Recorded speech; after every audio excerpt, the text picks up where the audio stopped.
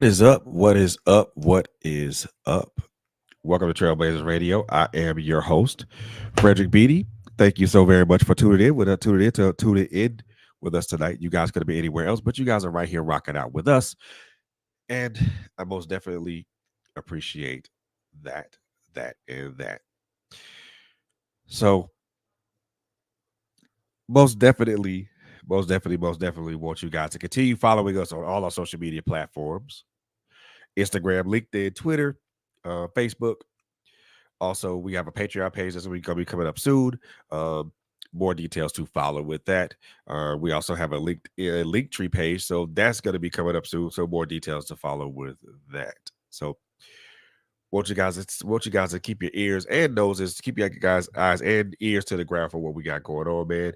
We also have a YouTube channel, man. We are on the road to 100 subscribers, so please do me a favor, please do me a solid and go subscribe to the YouTube channel.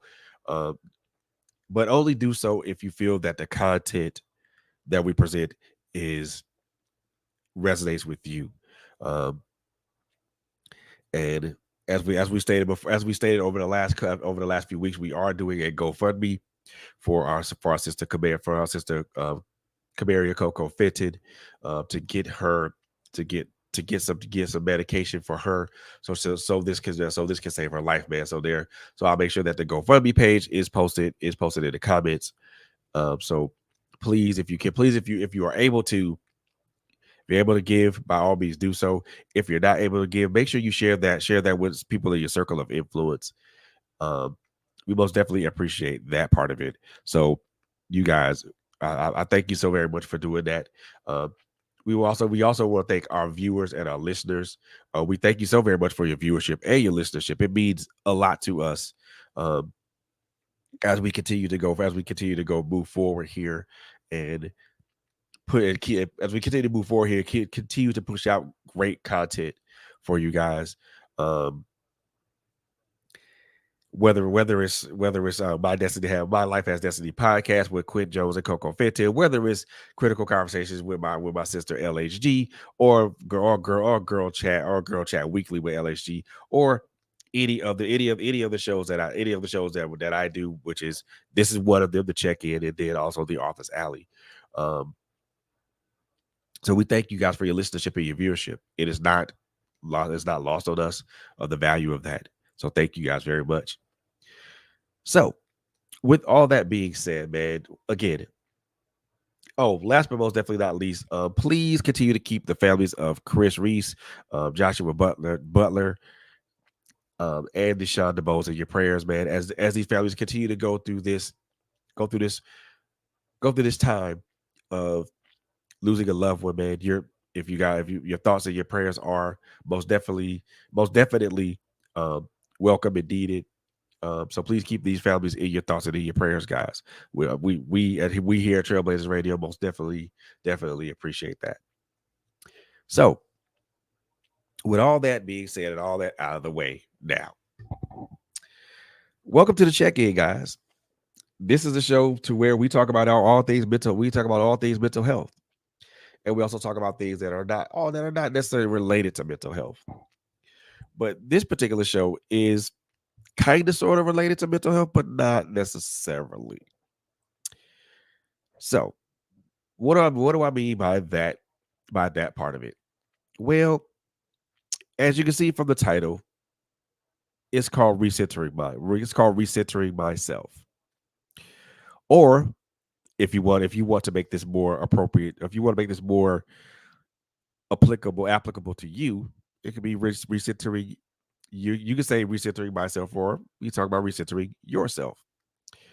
So what do I mean by recentering ourselves? In most cases, and I'll keep this part of it brief, and I don't plan to be before you guys very long. I did I did want to get this I did want to get this out here to you guys while I was still in my mind, and um while I was still on my mind, number one, but also while I feel, and also while it's still relevant, and things of that while it's still relevant in my mind. And I do feel that it's important for us to recenter ourselves. But what does it mean when we recenter ourselves? What it means is that we put ourselves back in balance.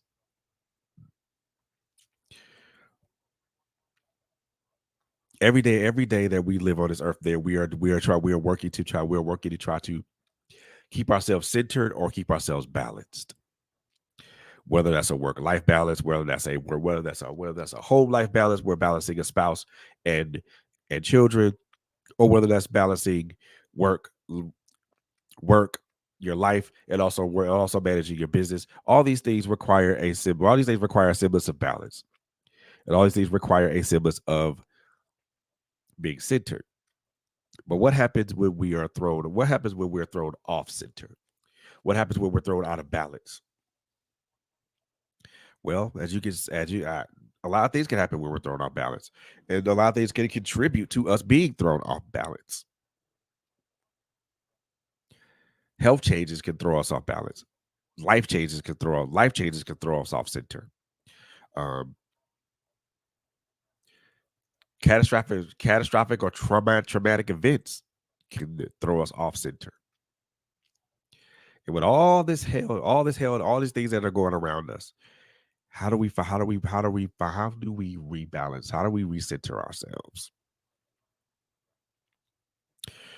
Well, the answer isn't that simple. And it's also varied from person to person because we're all human as human beings, we're all unique, right? But as I said before, the answer is varied. And everyone's situation is unique. Everyone's situation is different. Everyone's situation is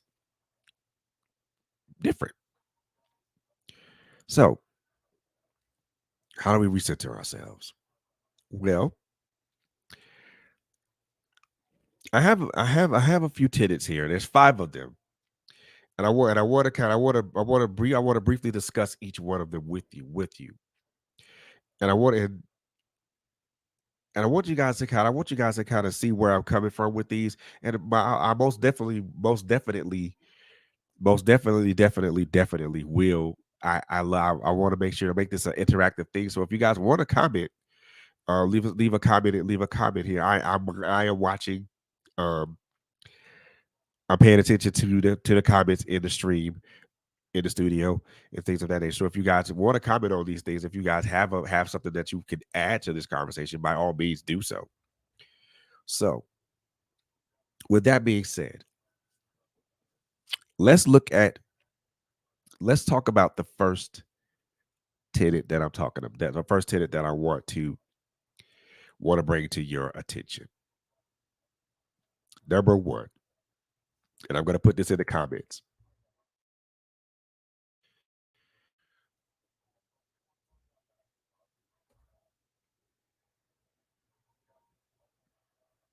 Tenet number one.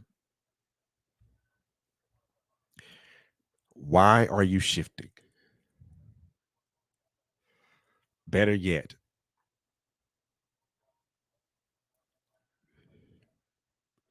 better yet, what factors are playing a role in your shift?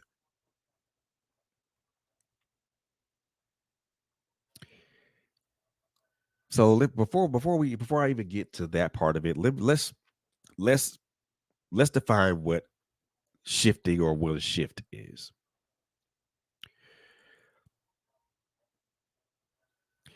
Now, if we break it down in the practical sense or the dictionary sense, that means to move or make to move or make adjustments. But when we're talking about life, it means the same thing. But there are factors that play a part in that. So why are we shifting? Maybe we're shifting because there's a life change. Maybe we're shifting because there maybe we're shifting through maybe we're shifting because there's a life change, maybe a change of job, maybe a change of employment. Um, maybe a change in maybe a change in some maybe a change in marital status, maybe a change in maybe a change in other statuses. Maybe you're pregnant and having a child. Maybe you're moving. Maybe you're trying to move forward from a from a divorce or any other type of situation. Those things do shift us.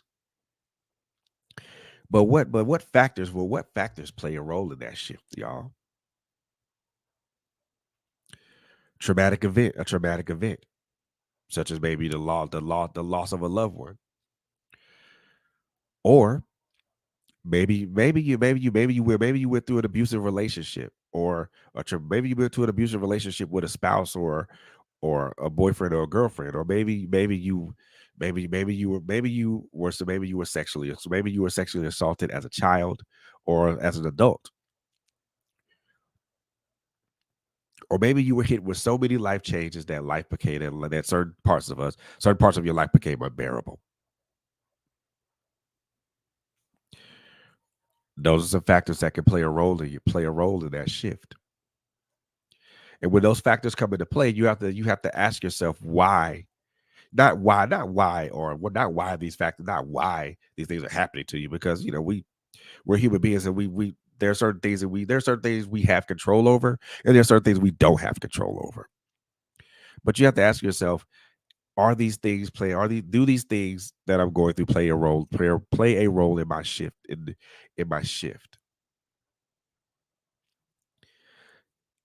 To answer that question, to be very honestly, they do. They do play a role in your shift, because these factors change your mind, change your mindset, or they contribute to a change in mindset. They contribute to a change in attitude. They contribute to a change in behavior. They contribute to a change of an outlook on how you view your life. They these factors change the perspective.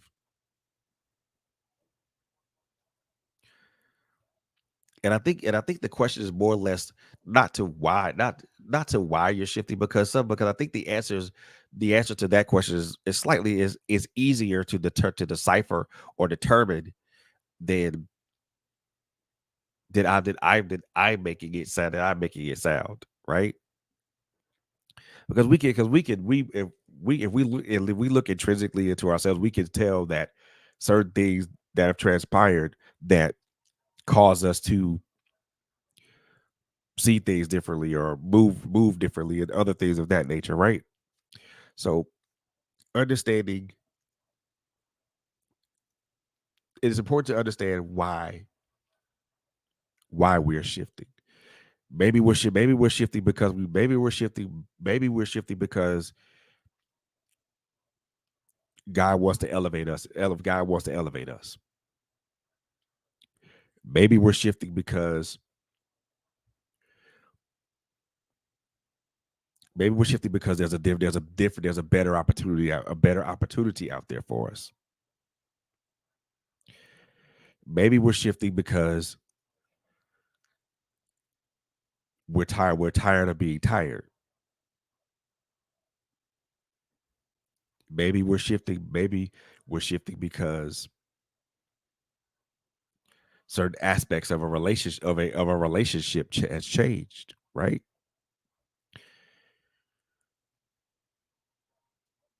To make it more personal, but to make it more personal to me, there's a lot of factors that are playing a role, an active role in my shift right now.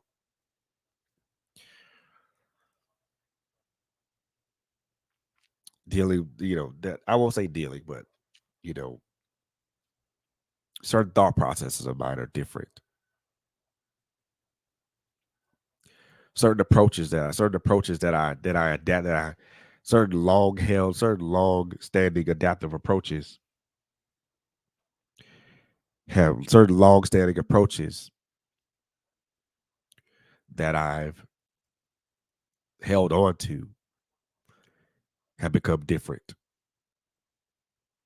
Certain ways that I've reacted to certain situations in certain circumstances are different. And like I said, this is something that this is personal. This is personal to me. Um,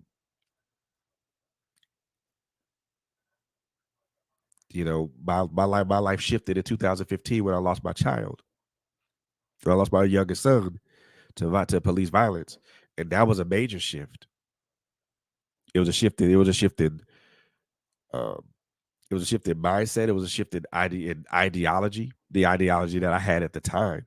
Now, that's not to say that my ideology hasn't changed, but I've taken a different perspective on that, on my ideology and how I see things and how I view things. My perspective has changed. So for me, I understand the factors that are playing a role in my shift. To answer the question, to answer the question honestly as to why am I shifting is because simply because there has to be a change. There has to be a mindset change. There has to be a mindset change. And this is not and when I mentioned the factors, all the factors that I mentioned are a lot of factors. So emotional and mental factors play a role, but also physical factors can play a role in that too. Um, maybe we're shifting because we need to be better stewards of our bodies. Better stewards of our emotional and our mental health. One of the factors that's playing a major role in my shifting in my shift right now is the simple fact of wanting to be a much healthier person. Um, if you guys if you guys saw my the episode that I had about the VA, I mentioned that my blood pressure was like sky high, and whether that was a major thing that I wanted to do. I wanted to be present for my granddaughter. I wanted to be present for my be present for my loved ones, for my girlfriend, for those people who love and care about me. I want to be present for those people. I want to be present to see this particular platform continue to take off. Yeah, brother, it does. The load does determine the shift sometimes, and if the load is heavy, then we are if the lighter the load, the less the shift. The heavier the load, the more the shift. And sometimes we and I do want to say that sometimes we overcompensate when we shift. We do overcompensate when we shift because sometimes we make adjustments. Sometimes we shift and make adjustments that are just that are either not enough or that are either too much, and then everything kind of tips over, and then everything is way out of whack. You know what I mean? So for me there are emotional, mental, and physical factors that that answers that question as to that play the roles in that, but it also answers the question as to why I'm shifting. I'm shifting because I need to be better. I need to be a better person. I need to be present um, in every aspect of my life, physically, emotionally, mentally, and romantically. I need to be a better person to my girl. I need to be a better person to Monica, my girlfriend. I need to be a better father to my children. I need to be a better grandparent. I need to be a better CEO of be a better CEO of my platform. I need to be a better writer. All these things play a factor, but I also want to be I want to be a better son to my father, not just my biological father, but to my heavenly father. So all these factors play a role in my shift, and these are, and All those answers are the answers to my why, to my why. So no, so knowing what knowing so knowing what factors play a role in your shift, and also determining what you're also just like this is like my brother Derek McCullough just said, understanding your load.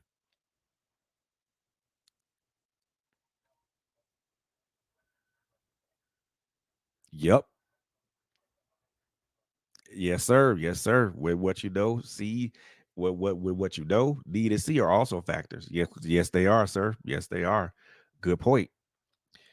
Good point. Because and the reason that and these are things that I didn't personally that I didn't see. But see, my brother comes in right on time. It just puts it out there for you.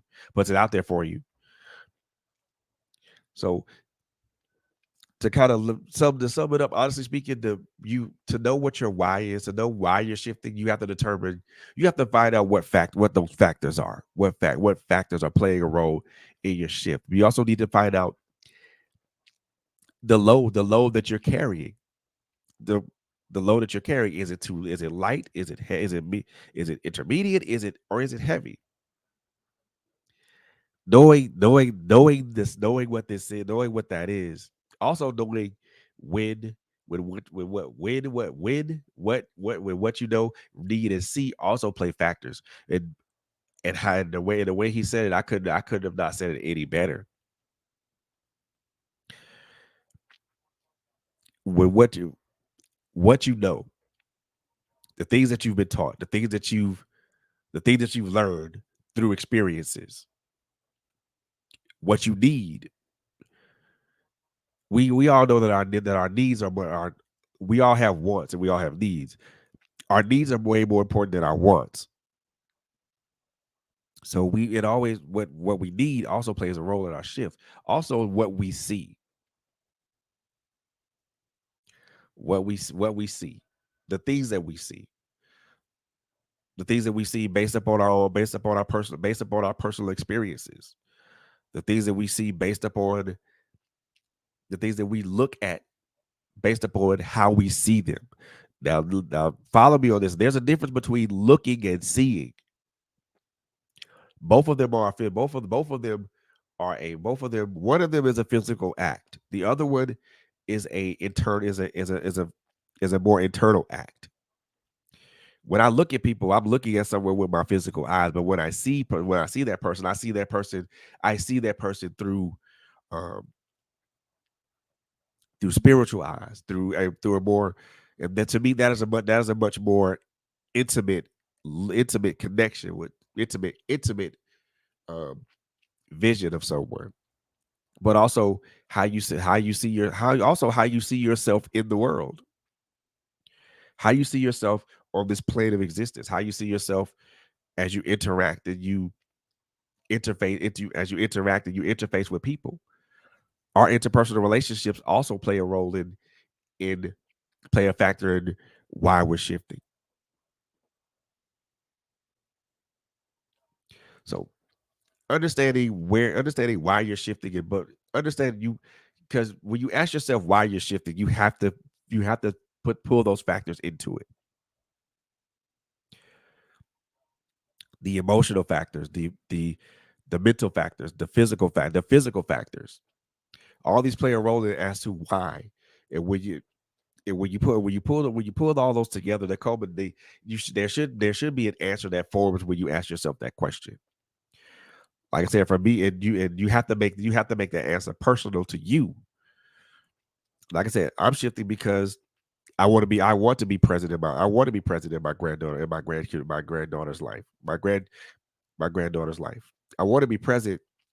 I want to be present for I want to be present for my girlfriend and be a better I want to be a better man, not only to her but for me. Not only to me but for her. I want to be a better CEO for this platform. I want to be a better writer. Those are my whys. And it answers the larger why. So that's the first one, y'all. I hope that I didn't make it too confusing and things of that nature. Just in a nutshell, in a nutshell, the factors that I mentioned: emotional, physical, um, mental, also spiritual factors go into why you shift, why you shift. And sometimes you should, sometimes you, and just to kind of put this out there, sometimes you can be shifted. Sometimes you can be shifted without well, you can sometimes you can be shifted and not know you're being shifted. Now, eh, when you're being shifted and not knowing being shifted, sometimes that's just the move of God, you know. But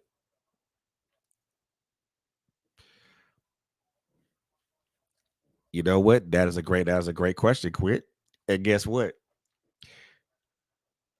That answer would be varied if you ask somebody that question. I know if since you asked that question, I know since you asked that question, I will most definitely say to me, for me personally, it wasn't recognizable. It wasn't recognizable initially, but as I started experiencing things and started seeing things, then I recognized that okay, I saw things happen to me. I saw things.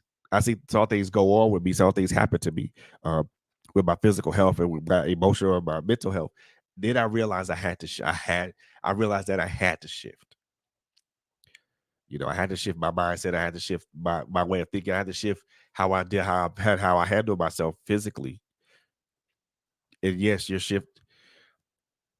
The other question that you want to ask yourself is your shift negative or positive?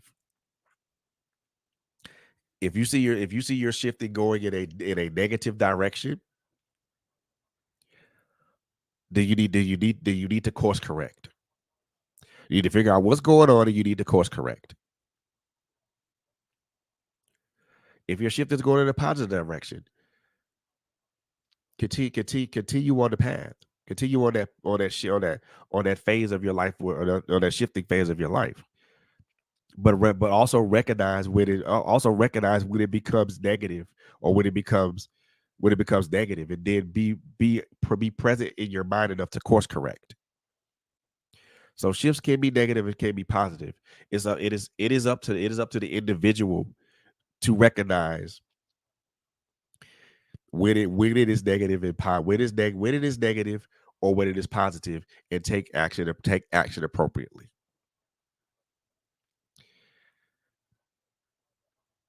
The second one I want to hit you guys with, and this is one that I think that a lot of people are probably gonna have a lot of questions about, but I don't think there's good may have some questions about, but at the same time, I want to throw it out there anyway.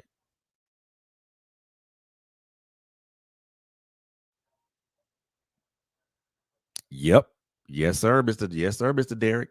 Maturation is a determining factor. If you recognize when you have shifted or when you need to shift, and you will know when you've shifted, right?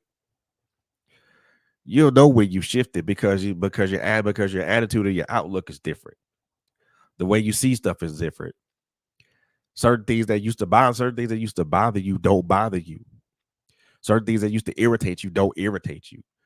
Certain behaviors that you had adopted and molded into your life, you just don't do anymore. So yeah, maturation is that determining factor.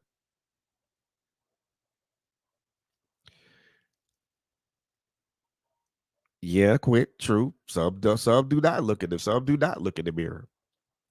But it's important that you do look in the mirror to recognize the change, recognize whatever changes have happened. Because regardless of anything, we we as human beings change.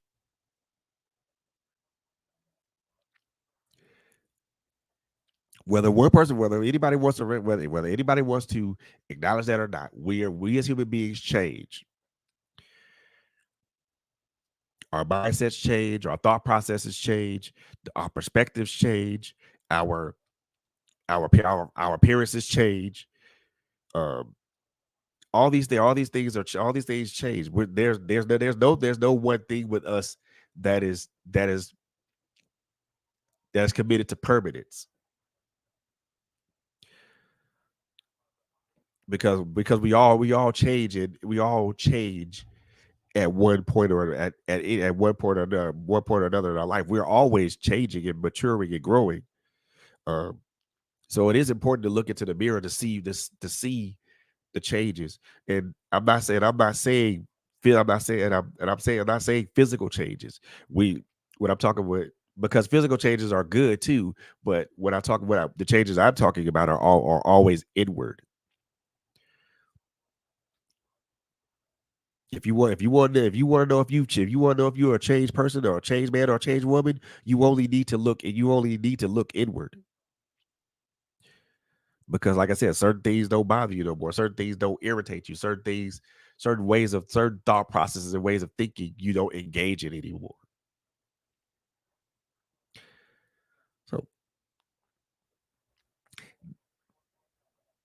it does quit. It does. It does start with your mindset. The one thing that I will say, um, this is a saying that I heard from um a pastor that I went that I whose church I went to in Florida. And it's a very simple thing. No mind change, no life change. Basically, it states it is very simple. If you don't change your mind, you cannot change your life. If you don't change your mindset, then you'll never change your life, or you'll never change your lifestyle. So it's real simple. No mind change, no life change. The second tenet that I want to throw out here, and I'm going to throw this in the comments as well, is a question I think we all need to ask ourselves at one point or another. Is it you? To make this more personal to me, is it me? Are you the one that's holding you back? To make it more personal to me, am I the one that's holding me back?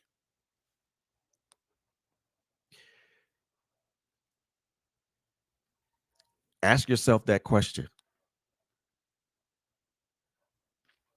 Are you holding yourself back? Are you keeping yourself from elevation? Are you keeping yourself from promotion? Are you keeping yourself from um, success? Are you keeping yourself from enjoying the life that you want to live? Are you keeping yourself from you? Yep. To put it to quit. Yes, ma'am, Miss Quit. Yes, ma'am, quit. To put it quite bluntly, are you in your own way? If you answered yes to that question, then there's something you need to do. You need to do a deep dive into yourself.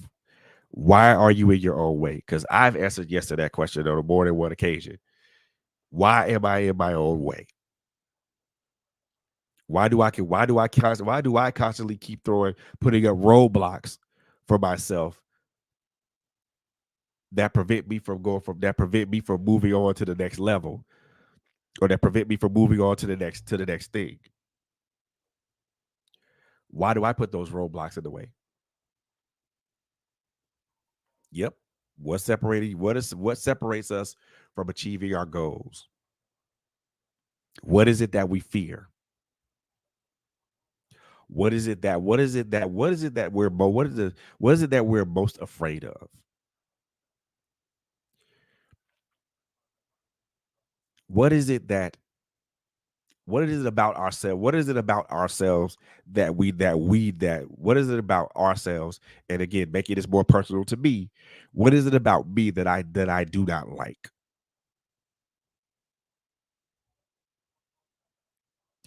These are questions that you have to ask yourself. If you answered yes to you being in your own way, if you answered answered the question of what is separating you from what is keeping you from achieving your goals, if you answered yourself what is it that you fear, there's a deep dive to that. And I think Quit said something really said all three of these things Quit said is really good. And I most definitely want to attack each one of these things that she mentioned because it ties into is it you? It also ties into recentering, how we should recenter, how important it is to recognize this when we are recentering ourselves. Why are you stagnant? So the first question, are you in your own way? If you answer yes to that question, you need to find out what it is, what roadblocks are you putting up for yourself that continuously puts you in your own way. What roadblocks are or what roadblocks, what roadblocks are you throwing up to yourself? Why are you preventing yourself from moving forward? Why, and again, making it more personal to me, but you can ask yourself the same question: why am I always throwing these roadblocks in the way? What is going on with me that I can't that I'm always throwing up roadblocks? Is it a confidence factor? For me, yes, it is a confidence factor or a confidence issue. Is it a confidence issue? Yes, it is a confidence issue. Because for a long time, I didn't walk in confidence. Again, making this personal to me, but also, excuse me, want to make it so that everyone that's listening and watching can understand where I'm coming from. And these are questions you can ask yourself. For me, yeah, it's a confidence problem. It's a confidence issue. I've never been an arrogant person, but I've never been that much of a confident person either. And that is just because of my own personal experiences with confidence. And that is something that I'm working very hard at. Excuse me. I have to learn to be more confident in being a CEO of a platform. I need to be more confident in be more confident in being the best man that I know I can be. I need to be more confident in being a a better parent to my children. I need to be more confident in being a better son. I need to be better in all these things. And the other question is something that Quinn asked: why is it do we lack confidence? More personable to me. Why is it that I lack confidence? To be honest with you, I don't know. However, I think it does stem from when I did something to the best of my ability, or did something I felt was good, and it was always shot down, and it was always shot down at when I was shot down, or something to that nature, and it got to a point to where I did not want to ever present that again, or was I didn't feel good about it, or felt confident in doing it again. So it's also for me the confidence issue is something that I'm working on tirelessly. And when I mean tirelessly.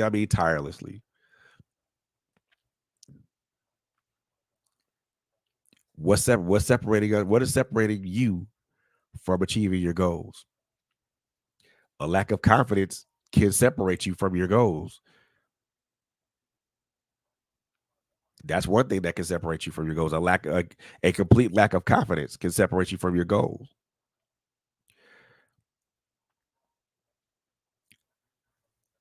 Not recognizing what your true goals are can separate you from achieving your goals.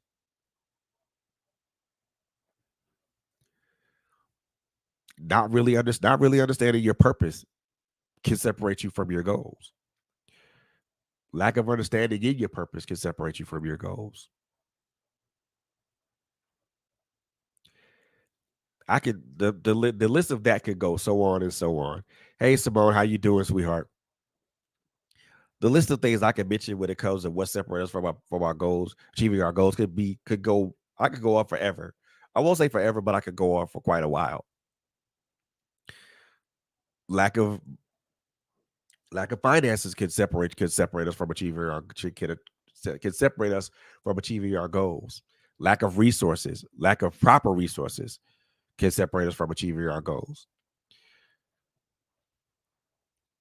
And I'm not to say that I'm not and I'm not to say and I'm not gonna say that all these are excuses because honestly, they're not there. Honestly, they are not. Because some of the things I mentioned can be easily rectified. And infusion of money can solve the lack of money. Working on your confidence can help you get big. Working on your confidence can help you achieve the goals that you want, that you need, that you're looking to achieve. The other thing is what separates us from achieving our goals is being stagnant, being very very stagnant can do that as well. And that is something that stagnation can stagnation is a, to me stagnation is the destroyer of dreams. Stagnation is a destroyer of hopes and everything of that nature. When you are stagnant, you are just in one place and you're not going anywhere. Lack of forward movement can keep you from achieving your hopes and can keep you from achieving your goals. If you're not moving forward, you're not making progress. Stagnation is literally a lack of progress or a lack of forward movement. Sometimes when we get stagnant, it's because that we've tried everything that we tried everything that we want, that we've felt that we needed to try, and it still doesn't work.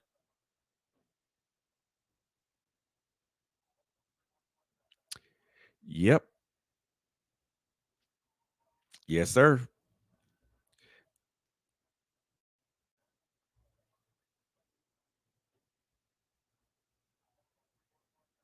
A lack of failure can hinder you from building it. Yes, it is. It that can have that can be a thing. That is Derek. That is a thing. That is truly a thing, brother. That is truly a thing. And the reason I say that is because when someone's so used to success, when someone's so used to success, they don't experience failure, or if they do experience it, they experience it at a very incremental amount, a very small amount, and they don't experience failure in a larger level, at a larger level. In the in order for us to fail, we have to try, right? But what what if we don't try? What if we don't take that chance? What if we don't jump into that pool feet first instead of head first, right? A lack of failure can kill your confidence, because can kill your confidence because like I said, you can't fail if you don't try.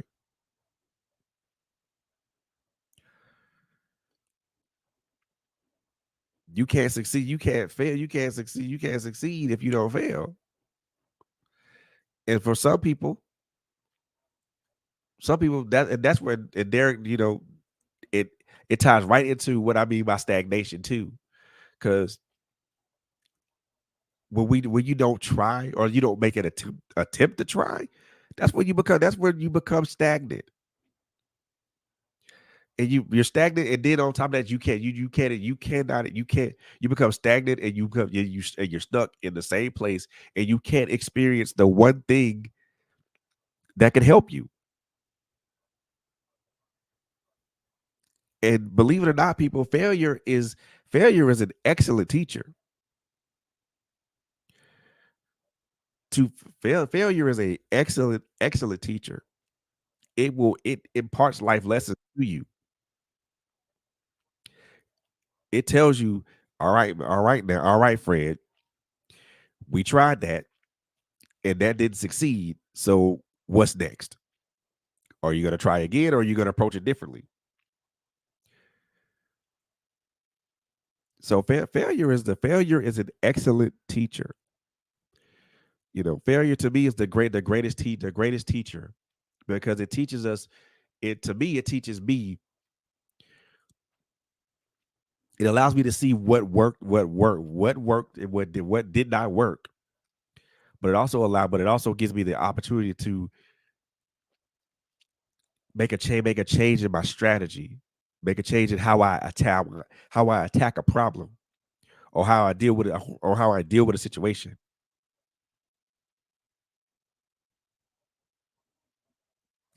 Yes, yes, and yes,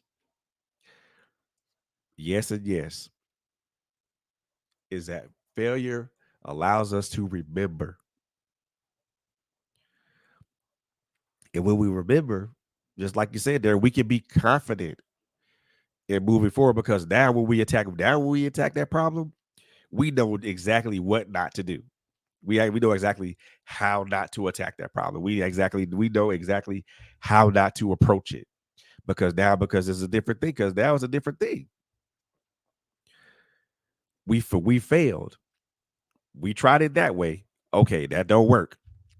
All right, let's try now. Let's now that we've had a chance to mull it over, look at it from every possible angle that we can look at it from. All right, let's eliminate what didn't work, and let's try something different. And if it fails again, and if it fails again, we're not as dejected as we were initially, because now we have confidence to know, okay, that didn't work either. Let's try it again. And as we keep trying it, as we keep failing, as we learn things from each failure. And it's always a different thing from each failure that we experience. But like I said, failure is not a bad thing. It's actually a very great tool to help us learn, to help us understand. Okay, okay, Fred, that didn't work this time.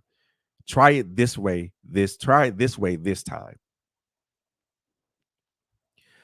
And I think, the other thing that I want to attack while I quit while that quit through up here. What is it that we fear? What it think about think I want you guys to think about this for a second.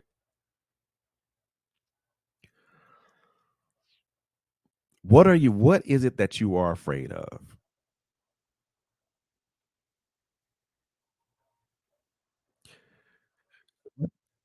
What is it that that what is it that literally freezes you that literally freezes you in your tracks or in your place?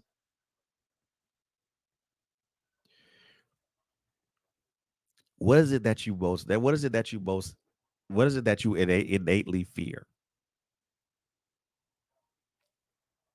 Me personally, it's always been a fear of failure. It's always been a fear of not being accepted. It's always a fear of me not being better, good enough, or strong enough, or those types of things. So I've always had that fear of not being great enough for whatever situation I stand myself up to. One thing I will say about fear is that, and if anybody's watched the movie Dude, Paul Atreides said this on more than one occasion. You know, I will not fear. Fear is a mind killer. And honestly, it is a mind killer. It is a small death that consumes us all.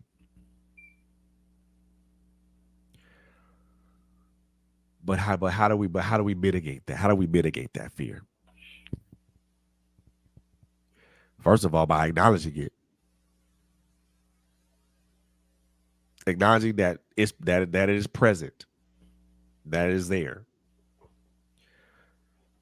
but never answering to it.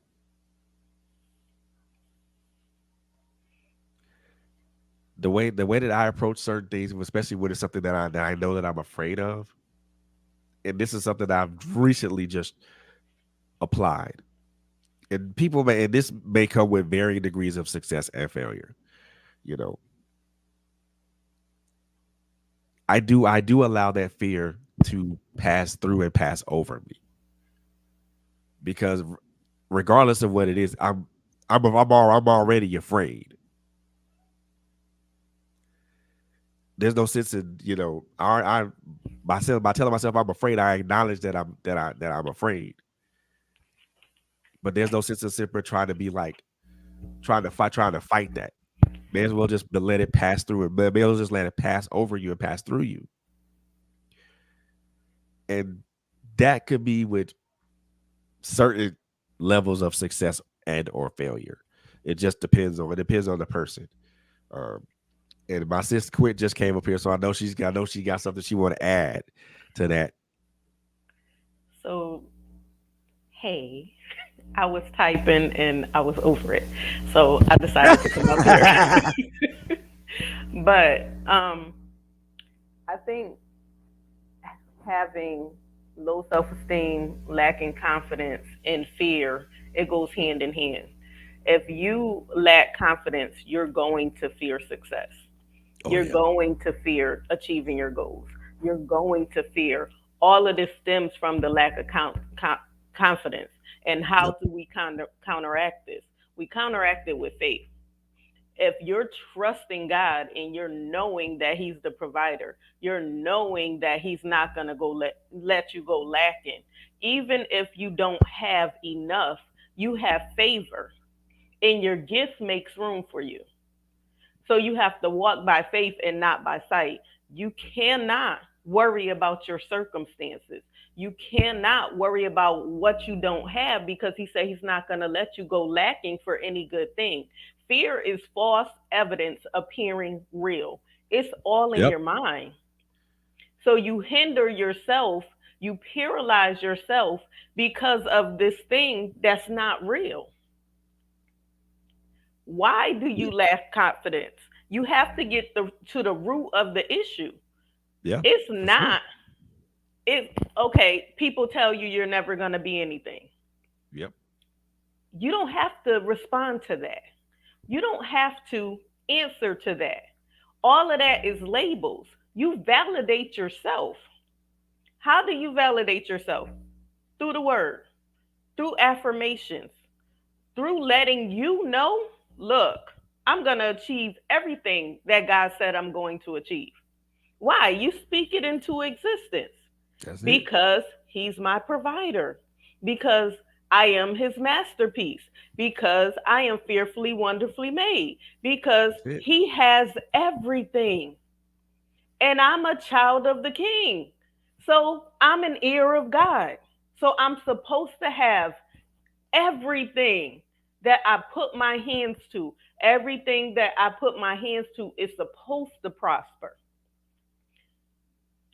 Failure, you fail by not doing. I don't like the word try. I tell you all the time. Try is a cop out because a lot of people say I'm trying and they're procrastinating. I'm sitting here waiting on the Lord. But in your wait, you're supposed to move and make preparation. But you sitting there and you laying in your bed and you expecting something to fall through the ceiling for you to achieve your goal. What are you preparing for? Something as simple as a car. You want a Range Rover, but you don't got a driveway to put it in. You want a house, but you're not preparing your credit.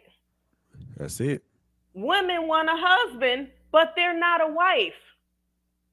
You're a wife before you get married. You have to make preparation for the things that you want. You won't keep your house clean, your apartment clean, but you want God to bless you with a house and you only got a 1 bedroom apartment. Wait, you have to be a good steward. Yeah, you do. You do. You want finances, but you don't have a good relationship with it. So, what's going to happen? The more that you have, the more you're going to need because you're going to keep losing it. You're going to keep spending it. Yep. And you're spending it and you still got bills. Your bills are not paid off. You're spending, you're buying clothes, the kids need this, the kids need that, but you're not prioritizing. Nope. And that's the problem. That's the So problem. that's where the lack of confidence come in. Oh, I don't got no money in my pocket. You spent it. You did. And you chose to spend it. And it boils down to choice. I don't feel like a man because I don't have this. You don't have it because of you. And then a lot of times we hold on to stuff. So we hold in grudges and we didn't forgive ourselves for doing ourselves wrong. Ooh we. So that's a whole nother issue that we have. We carrying all this stuff. We walking in hurt. We walking in pain. We repressing things.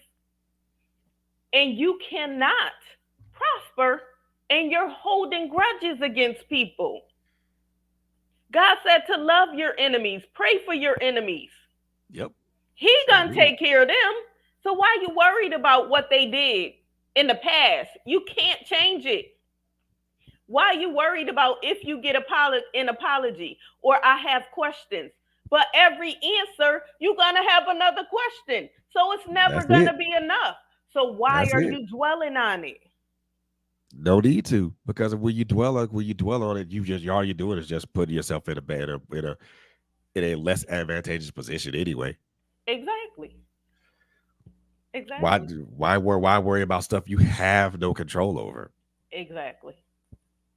Control what you can control. And I'm not gonna say be cavalier and let the chips fall where they may, but you can only control the things that you can control.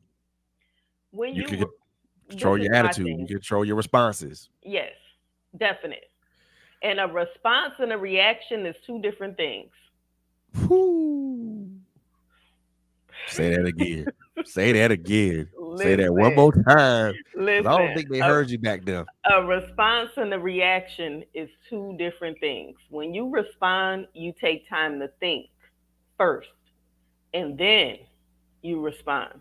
But when you Right. react, it's involuntarily. So Exactly. For you just sure. react. Whatever Yep. happens at that moment happens. Whatever said at that moment is said. And I think when we react, it is just like, ugh. When we react, sometimes our reaction to what it is like not the most graceful reaction, It's not the most intelligent reaction. exactly. And the one thing that you mentioned that I know you're gonna mention this, but I want to go and put this out here now, is that we don't give ourselves enough grace. That's right. To answer the question, is it you should also ask yourself, are you giving yourself grace? That's right. If you're not giving yourself grace, that is a problem, because we all need to as we give each other grace, we also have a responsibility to give ourselves the same grace, That's right. because we're all human beings and we all fall short. That's right. Falling short doesn't mean that you're a failure, or that you just didn't get to whatever pinnacle you were looking to do was get to. It just means you just didn't get to where you wanted to go. That's not a death sentence, as some people put it. Some people like to call it as such. It's not a death sentence. Give yourself grace to be able to say, okay, that didn't work, and move forward. But this is the thing. When I look at falling short, I look at it as my practice run. Okay. So I set this goal and I had this plan. Right, How I went to implement this plan, it didn't work that way. So maybe I need to regroup. The goal is still the end goal, right, but I need to strategize a little bit different. And I need to go about it a different way and find out, okay, well, I did it this way and this part over here didn't work. So I right. need to change this part and do it this way, and I'm going to get to my destination. Oh Or yeah, for sure. what distracted me during that time? So if this distracted me, okay, I was supposed to get to the store, but I got this phone call and I got distracted and the store closed. Why Right. didn't I say, hey, listen, I have to make my way to the store because there's some important things that I have to get and I have to get them tonight. So I'm going to talk to you later. And I don't want to be on the phone in the store because I ain't going to remember what I need to get and go achieve my goal. Yep, for sure. Oh Because yeah. that conversation, 9 times out of 10, it wasn't about anything, but it was your What they important. distractor. So you had to prioritize what was more important. That's it. And I think when we talk about when we ask the question, is it you? Or and again, you can make it personal to you, personal to yourself. You have to look at the things that's being touched upon. Do you lack confidence? Are you stagnant? Are you that roadblock that's keeping you from your goal, keeping you from achieving your goals? Do you lack time management? Yep. What is it? What the hell are you afraid of? Why are you afraid? And those two questions go hand in hand anyway, because the answers are going to be the same. Because people can say they're afraid of something, but don't know why they're afraid. Right. But once we recognize that we are responsible for us, my mother used to always say, listen, a child could get away with saying, I don't know. But as an adult, Nope. you cannot get away with that. You You sure have can. to say, okay, I'm going to figure this thing out. I'm going to get the answer and get right back to you. You may not have it at that moment, but you need to figure that thing out. You And do. that's what you need to do with your life. You do. Why? What is the root of my fear? What happened that triggered me? Am I going to go to hell because I'm holding a grudge and this person is already gone off this earth? Am I going to go to hell because of this trauma that happened and I just can't let it go because I don't want to walk in forgiveness? Forgiveness is not for the other person, It is it's not. for me, it's for you. That's it. You give the thing power over your life when you hold on to it. You It do. paralyzes you, it keeps you in a place that you cannot move from. Why? Is that how your life is going to be? So now you're taking out this resentment, this frustration, this attitude, this bad demeanor on your loved ones. And they're like, wait a minute, what's going on? I didn't do anything. What you mad at? Yep. Why your attitude changed? Why can't we ever enjoy ourselves when we go somewhere without it being some type of drama? Why? Because you're triggered from your past and you're comparing it to your present and your future. That's it. So whoever that you're with now is paying the price and they wasn't even there. Nope. Exactly. They weren't present for none of that And you're not responsible for their healing unless you did it. So, unless you did it. unless you did it, you cannot, you're not God. You can help to push them into their healing, but you cannot heal a person. You can change the way you handle them and be more sensitive and caring to their need, but you cannot heal a person. That's it. And two broken people do not make a whole. I promise you. Broken plus broken equals broken. More broken. It does not make a whole. Nah, And you're going to continue to hinder each other. that's it. So you need to determine, I don't even know why we got on relationship, but you need to Ah, determine if you should even be in that. And you need to have a courage to walk away because you being in that could be what's holding you back from getting to where you need to be. but it plays into the question: is it you, Is it you? or did you engage in something that you shouldn't have engaged in? Exactly. Are you scared of being alone? Are you scared of getting to know yourself? Do you know Hell, what you actually like and what you'll tolerate? hell, do you like yourself? Do you love yourself? And you know what's funny? I I use this when I coach people when I'm dealing with them to figure out if they know themselves. I'll say, go to a restaurant by yourself and just buy yourself dinner. And then when you come back to me, let me know if you was comfortable sitting in that restaurant by yourself. Cuz sitting in a restaurant by yourself and feeling comfortable is hard to do. But do I do it? Often. I did it today. I had some an appointment and I was an hour early. I seen a pizza place. I went in. I ordered some pizza. They say you dining in? Absolutely. You can bring it to my table right there. Wow. And I sat down and I enjoyed my pizza. And when I was done, I went across the street to my interview. And I was good. No problem. Wow. Like every other week.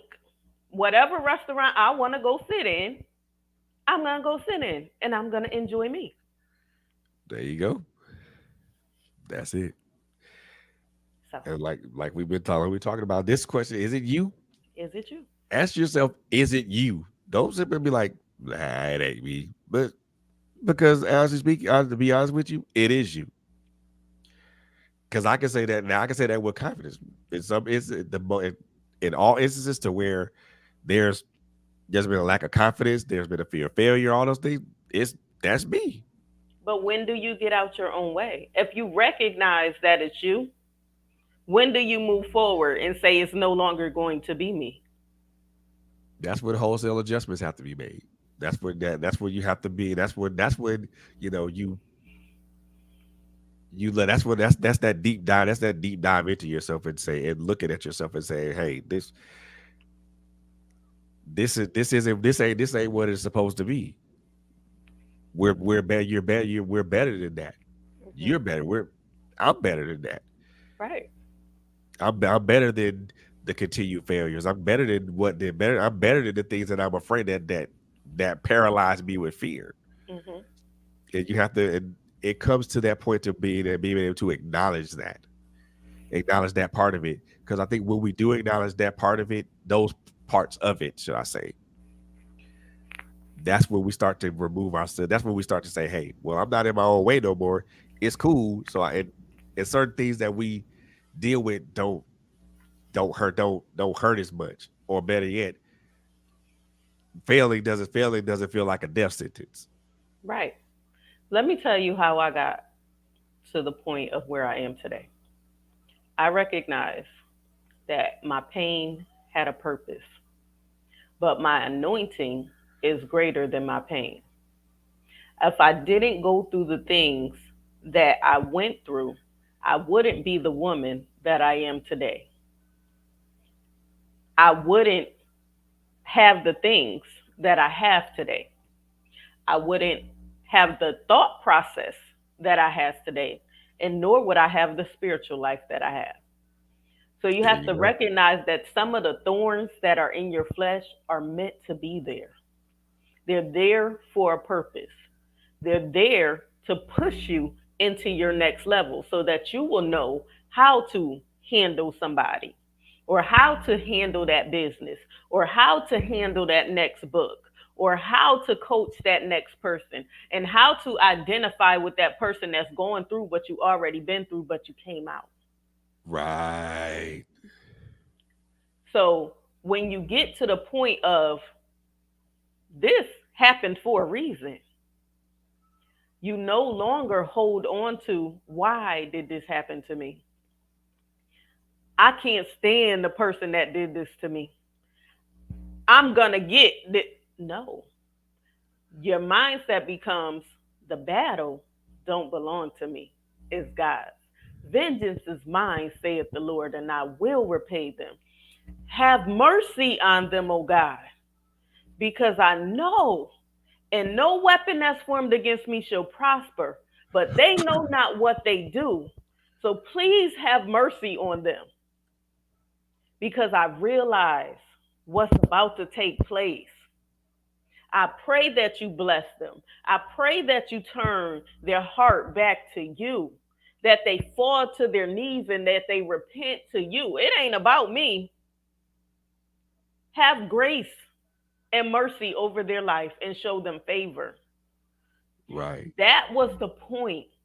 Even when I prayed for the woman that was sleeping with my husband, that was the point where I was like, Lord, not my will, but your will be done. Because you know my will is not of you. So not my will, but your will. Because I'm still flesh. That's it. That's it. So increase in me as I decrease.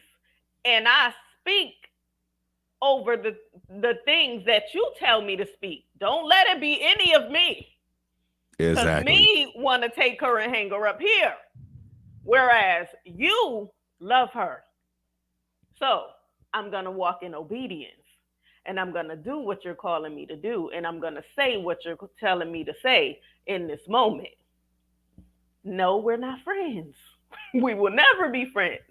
But Nope. my obedience is everything. And there's a journey because, like he said, there's none perfect but the Father. But I could recognize when I'm wrong and repent and keep moving That's it. and not keep repenting for the same thing. That's where maturity comes in. Why am I going to keep repenting for the same thing? Now I'm walking in iniquity. Boy. I got to go to the altar because I done knocked this person out and then turn around next week and knock somebody else out and got to go back to the altar. No. Self-control. Like they said, discipline. It's so important. Being obedient. Gotta be, man. You gotta be. Allowing God to take control. That's it. That's it. That's all you can say about that one, really. So, this third one that I'm gonna talk about will probably turn some heads, but we got, but we got to talk about it. We got to put it. We got to talk about it. We got to put it in some form of perspective. Just threw it in the comments, y'all. Mm. A thorough evaluation of your connections. Looking at looking at the people that you're connected to. Do they have a value? Do they value the connection? Do you value the connection? And when I say evaluate your connections, I don't mean evaluate them on just the merits alone. If there are merits to evaluate it upon, evaluate it on the intrinsic value that it brings to you. Is it a meaningful connection? Does this connection, is this a helpful connection? And better yet, is that connection reciprocal on both ends? So I'm gonna say this, and it's probably gonna probably make a lot. I won't even, you know what? I don't even care.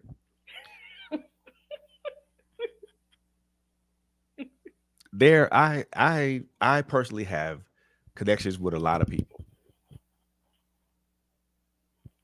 and I'm not saying that to brag or anything like that. I'm saying that because I think that's something I think that's one thing we all could all say we have connections to a lot of people. The question that you need to ask yourself when it comes to these people that you're connected to, are they truly connected to you? Do these people do these people have your best interest and in mind and in heart when they interact with you? And do you have their best interest in mind and at heart when you interact with them? Is there a feeling of camaraderie there? Is there a feeling of help there? Does this person does are you guys collaborate are you guys in collaboration with each other and not competition with each other? Does that person does the person you're connected with, do they value your opinion? Do you value the person you're connected with opinion? If you answer no to a whole bunch of those questions, then that person isn't connected to you. And they are connected to you, but they're connected to you for reasons that are normally not benevolent. Most people will connect to you for benevolent reasons, but then you also have people that connect to you for malicious reasons. And you're gonna have to separate the wheat from the chaff with when it comes to that, because you're gonna have to be able to discern who's with you and who's not with you. But can I say something with that? When it comes to, Yep, you heard the saying, keep your friends close and your enemies closer. of Just course. just like the Lord didn't throw his Judas away. Yep, Sometimes we have to keep our enemies close, and you just be two steps ahead of their move. You recognize who they are, but you don't have to throw them away that quick. ha, I like that. I like that because it does take me back to something that DMX said. You know, trust people to be who they are to you. Hmm. Trust a snake to bite. Trust trust a Exactly. dog to bark. Hmm. That's right. And then people say, well, you got trust issues. No, I trust that you're going to be exactly who you're going to be. If you're going to be a gossiper, you're going to be a gossiper. If you're going to be a thief, you're going to be a thief. If you're going to be a liar, you're going to be a liar. If you're going to talk about me, you're going to talk about me. I know exactly who you are. And I'm Yep, okay with that. yep, and Until the Lord tell me to move you, I'm going to keep you right in your respective place. yep. And I think some of us kind of are quick to kind of toss people out without truly evaluating them and just saying, well, they are who they are. Yeah. And then people will ask you, well, why haven't you got rid of them? Why? I ain't been told to. Exactly. God ain't instructed me to lead to tell them to get going. Mm-mm. And he will move them when he's ready to. They'll fall off on their own, and that's okay. Yep. And I've said this on so many occasions, y'all. People will get on your bus and ride and will ride on your bus. When they get off at their designated, they get off at their designated stop. Don't be mad. Mm-mm. That's the stop they're supposed to get off for. Exactly. Don't be mad when they did. Don't be mad when they get off at a, whatever stop there is. Don't be mad. Don't be upset when people disconnect from you. Hmm. Or Exactly. don't be upset when you disconnect from people. They serve their purpose. So everybody is not lifelong. You just have to recognize who that lifelong friend is, or brother, or sister, and who is seasonal. That's it. And if they're seasonal, what's their purpose for that season? Seasonal people cannot fill a lifetime role. Exactly. So were they there for me to impart into them, or were they supposed to impart something into me? Exactly. What That's where you was evaluate it I at. supposed to learn in that season? Because everything is a learning opportunity, and Every everything that you do is sowing a seed. that's it. You And know, there's a that's consequence behind what you do and how you do it. always, So is your always. seed going to flourish, or is your seed cursed? Yeah. You have to be mindful of who you allow to impart in you. Exactly. Because people that are connected to you can get you can get bad advice from people that are connected to you. Hmm. That's right. But the Lord also said the wealth of the wicked is laid up for the just. And That's wealth it. is not just finances. It Wealth could is be the also knowledge. It could be some experience. It that's it. it could be so many things. What is the wealth that you need in that moment? And how did they play that part? That's it. How did it benefit you? Yeah. And I think when we talk about people that are connected, I think we're so want to, you know, be mad at people when they disconnect from us. Be upset when they disconnect from us because we thought that this was a connection. We thought that there was a connection that was supposed that was a real connection and things of that nature. Hmm. And that is a natural reaction to a disconnection, but a true God ordained divine connection is one that is true. For again, that is first of all ordained by God. Number one, Hmm. let's put that out there right now. A true divine connection is one that's ordained by God. Number two, it stands up to the test of time and adversity. That's right. Last but not least, a true divine connection is one that doesn't have an expiration date. That's right. If someone's truly connected to you, those three requirements are already met off top. Hmm. If one of those three ain't if one of those three are met, then that's a problem. If two of the three are met, that's still a problem. All three of those have to be satisfied for And that to for recognize you don't have to speak to your divine connections on a daily basis, no. because regardless, you know they're still praying for you. You know They they're still understand. supporting you. You know when you pick up the phone, they're right there. They understand. Exactly. Exactly. And the one thing that I won't say obsess over, or I may not. That's subject to interpretation at the moment. You know, people that are truly connected to you support you regardless. Hmm. It is not, and people think that support is a monetary transaction. It is not. Mm-mm. You don't got you if you support me. If you don't have money to support me, then there's this thing called digital currency, Hmm. a like, a share, um, a repost. That's that's just as valuable as giving somebody money. Hmm. The one thing that I can say about um, Simone, she is president accounted for, regardless of who's up here, Hmm. That's right. and she truly supports. She's not. It's not. It ain't just Quentin Coco that she supports. She also supports LHG. She also supports me. So Hmm. she supports irrespective of who's here, who's present. Hmm. A true connection is does that. That's right. They gonna support you irrespective of the mistakes you make or the flaws that you have. They don't care about that. They just want to see you prosper. They just want to That's see you it. succeed. That's it. Right there. And it's supposed to be reciprocal.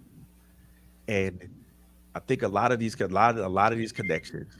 I think a lot of again what I guess that I'm analyzing my own connections to people. I think a lot of these connections that I have are one way streets.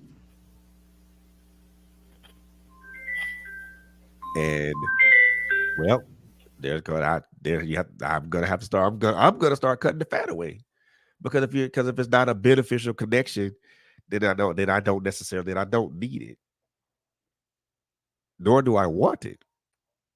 And this is probably gonna offend a few people, but that's fine. If I genuinely support you, I genuinely support you. I don't have to put I don't have to I don't have to put money in your hand to support you. I know digital currency has value too. So for me and for anybody that's listening to me, you have to evaluate your connections to people. And again, you don't evaluate them just on the merits alone. You evaluate them based upon how they're connected to you, why they're connected to you. Is there a benefit for them to be connected to you? And you have to look at it from the opposite end of that too. Because again, connections are always a two-way thing. Someone can be connected to you because of what they heard you say, or was something that you did, or better yet, something some people can be connected to you and you not even know that they're connected to you. Maybe they just were exposed to you in for a short period of time, for maybe a few minutes, and that's a person that's connected to you. You have to be wary of who you, but you also have to be not wary, but aware of the people that are connected to you, because people that are people, and I'm saying this in general. I'm not saying this to any one person, but people can and will be leeches. People can and will be leeches. There are people out here that will suck your energy, and will leave you a dried up husk. You have to be aware of people who are leeches. You have to be present. You have to be aware of people who are energy leeches. People that are gonna suck your energy, suck every last bit of energy from you. People that want to take that put unreal demands upon your time. Be aware of those type of people, because those people mean you all kinds of harm and nothing good. Be aware, be present, be aware. And like I said, people that are truly connected to you are always going to be present. You don't have to ask them if they're going to be there. You don't have to ask them if they're going to be there. They're there. You don't got to ask them if they gonna show up for you. They gonna show up. And 90% and 99% out of 100, they gonna show out.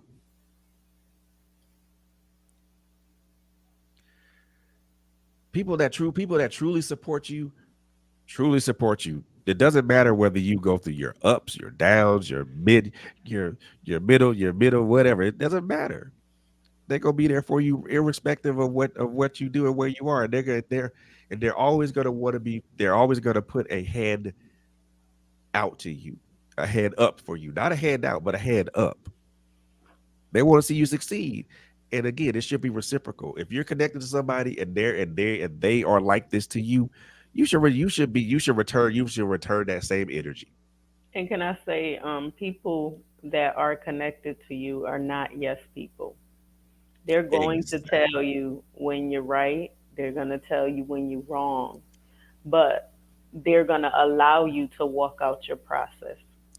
And even when you're going through something, they feel that. Yep. So they don't want to see you walk out something that's negative. However, they're going to support your decision and allow you to walk it out. That's it. Now, can Pe- you handle it when they say, hey, yo, bro, this Chill right out. here, yeah, what you doing right now, this ain't it. Nope. Exactly. And you have to be able to deal with that, handle that. Someone that's truly connected to you will hold you to accountability. Yes.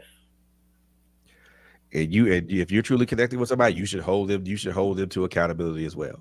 If you can't hold, if neither one of y'all can hold each other to account, then there's no connect. First of all, there's no connection. Anybody that's worth their salt, that's truly connected to you, will hold you to the rug for for things you do, and will call you out for it. And you don't have to come across in a nasty way, because there's plenty of times I'd be like, "Yo, bro, I Chill need out. I need to talk. We Yep. need to talk." Yep. You'd be like, "What I'm in trouble for now?" Exactly. Exactly. Betty, yeah, man. Hey, look, we got to talk about this thing right here because this don't sit right with me. Right. Or better yet, and that's what people that are truly connected to you will do for you. Will do. They'll be like, hey man, we need to talk. I saw something that I didn't like, Hmm. and we need to talk about that. Or better yet, I can say, hey Q, nah, you acting like a Quintus now. We need to put that. You need to tell her to kind of pipe down. Go sit down somewhere. You tell Quintus to have several seats. But that's what people that are truly connected to you will do.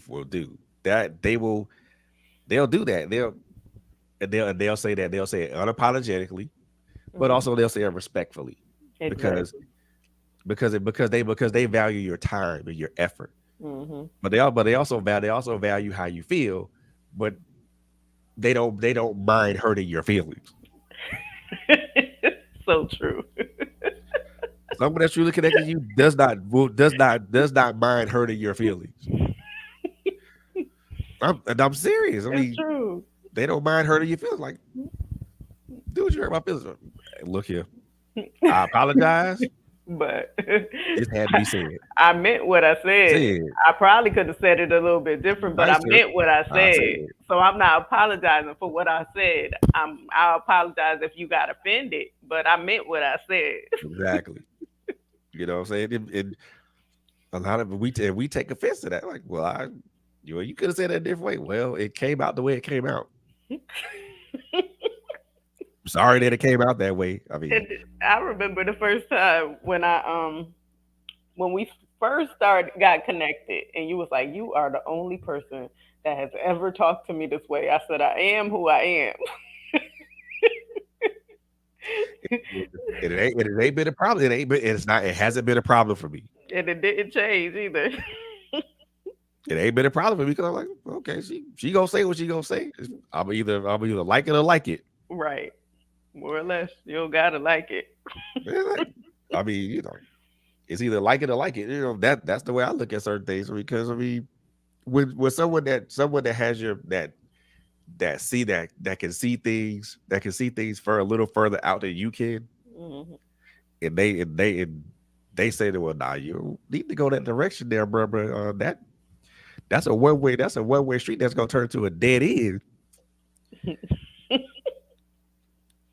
You might want to course correct real quick. But yeah, true. And look, I'm gonna wrap this part up. I mean, you just have to evaluate who you're connected to because people that are truly connected to you are not afraid to call you out, or not afraid to compliment you, or give you words of encouragement. Someone that's truly connected to you will do that. Someone that's Exactly. not truly connected to you is probably looking to either to do something malicious to you, or they're looking for a handout. Hmm. Pretty much. Like I said, I know a lot of people. There are a lot of people that I'm connected to, but I'll say this: there are a lot of people that I'm connected to, but there are only a few people that I'm truly connected to. Hmm. And what I mean truly connected to, I mean I can call this person I can call this person at midnight, and they'll pick up the phone, and we can chat. Hmm. So there are people. So I'm connected to a lot of people there, but there are only a few people that I'm truly connected to. And honestly speaking, those people that I am truly connected to, I actually can count on two hands, Yeah, you don't need a lot. 2 hands only.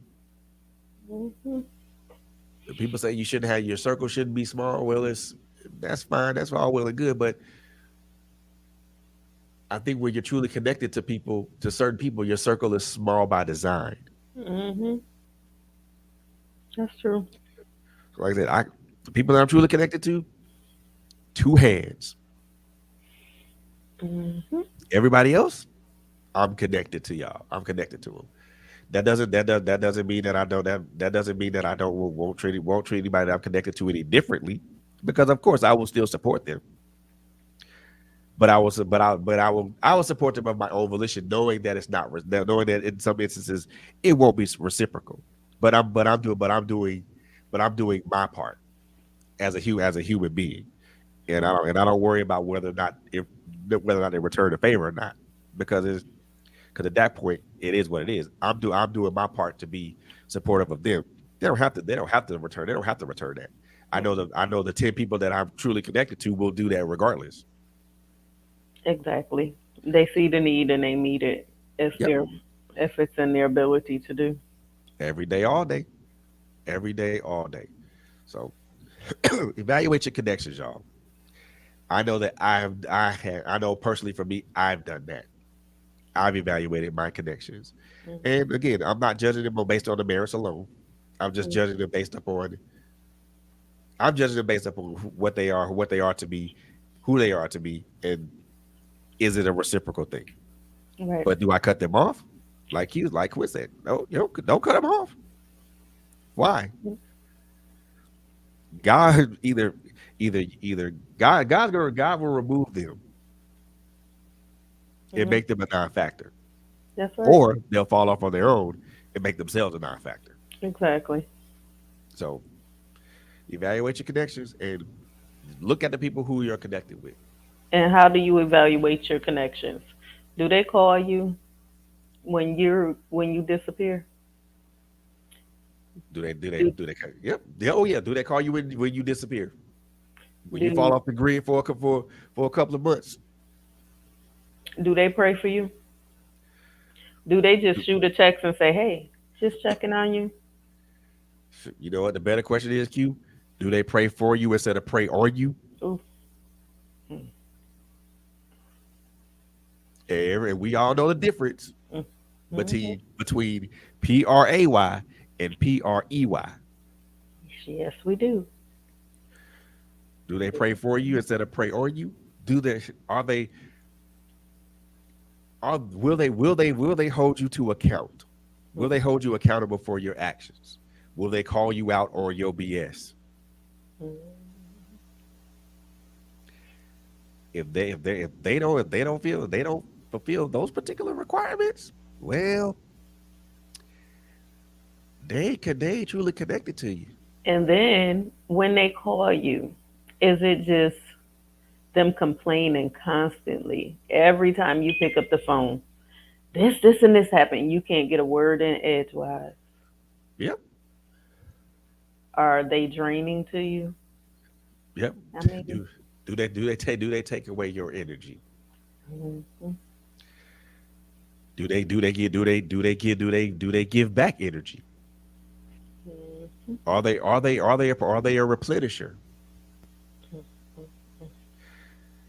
The people that don't replenish your energy, or that they don't speak positive into you, yeah, you don't need those. Those people are just like, or basically, Q is probably gonna laugh at me at this. Those are people that are basically cannon fodder. Those are ones you need to put in front of a firing squad. And I know that's a I'm mean not. I know that's a mean thing for me to say, but it's a true thing for me. I'm not. I know, but hey, but to me they are cannon fodder.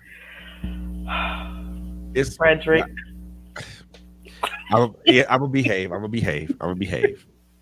I'm gonna behave. I'm gonna behave. thank you. I'm gonna behave. I'm sorry. So so I had five, but I think the fourth one the fourth one pretty much we pretty much talked about, really, because I think when we talked about is it you, I think we also talked about things that we need to do to pivot. Mhm. So we're not gonna deal with that one Okay. we touched on that one a whole lot. Mhm. However, this last one I think you gonna like. So Okay. I'm gonna let you see this, but then you probably gonna be like, "What do you mean by that?" Okay. So this last one, y'all, is something that came to my mind last night as I was writing these tenets down. Fred, like his tenants, he a preacher. Not really. Pastor Fred. No, ma'am. I do not consider myself that. So Yes. Yes. I like there, that. so there's going. I'm gonna have to, for those. I'm gonna have to explain this one to y'all because the way it was brought to me and the way I'm gonna present it are probably gonna be different. So when I say don't call it audible, let God run the play. So let's put this in terms that I think some people could understand, some people may not. But I'll try to explain this as the simplest way as I possibly can. So for those of us who watch football, there's this term that's called an audible. A quarterback can come to the line of scrimmage or where the offensive and defensive line meet. If he sees a mismatch or an advantage that he can exploit, the quarterback can call an audible. What an audible is a change of play from the originally called play. That means if the quarterback sees a mismatch that he can exploit or an advantage that he can exploit, he'll audible he'll what they call audible out of the called play. The called play is what was called in the huddle. Now the audible is based upon what the quarterback sees. If there's something in the defense that he can exploit, or if there's a one or there's a mismatch he can exploit. So let's so now that you guys know what an audible is, what do I mean when I say don't call it audible and run the play guide gave you to run? What I mean by that is even though you see a mismatch that you could possibly exploit, even though you see an advantage that you could possibly take advantage of, run the play that God called. Why do I say that? Well, let's see. One simple phrase. It's gonna work. Love it. One simple phrase. It's gonna work. And now I'm gonna put it in terms that now that everybody can really understand. When we when God tells us to do something and we do it a different way, aka calling it audible, we mess up. So let's break it down so a child can understand it. Don't deter from the original plan that God has given you. Thank you, Q, because I think I would have stumbled over that one. So, how He gave you the plan is how you move. Don't put your agenda in it, just keep it as His agenda, and He will guide you because That's it. He's going to take care of it. That's That's it. it. God trust in the game plan that God gave you. Exactly. And that's called faith. Follow the game plan that God gave you. There follow that game plan without any deviations, without any changes. Because what it at the end of the day, it's gonna work. May I add, even if you don't understand it, follow the game plan? Exactly. Even if you don't, yeah, exactly. Even if you don't understand what that game plan is, follow it anyway. Hmm. You know, a lot of people think that having these big blessings and all this stuff is kind of like the end all be all of it. But the question is, are you going to be happy with the smaller blessings that God gives you? To put it in football terms, Are you going to be satisfied with a 5 yard gain instead of a 60 yard bomb? Are you going to be satisfied with that? You have to be satisfied with the smaller gains to appreciate the larger ones. Hmm. That's right. Don't despise small beginnings. Are you gonna be happy if you don't gain a yard? Are you gonna be happy if you got to put? Are you gonna be happy if God doesn't bless you right away with the things that you prayed for? Are you? Absolutely.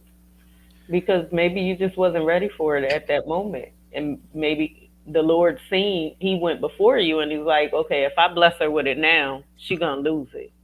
Or she's not gonna take care of it. She's not ready for it. So I can't Exactly. bless her with it now. But a no is not, or a delay is not a denial. Exactly.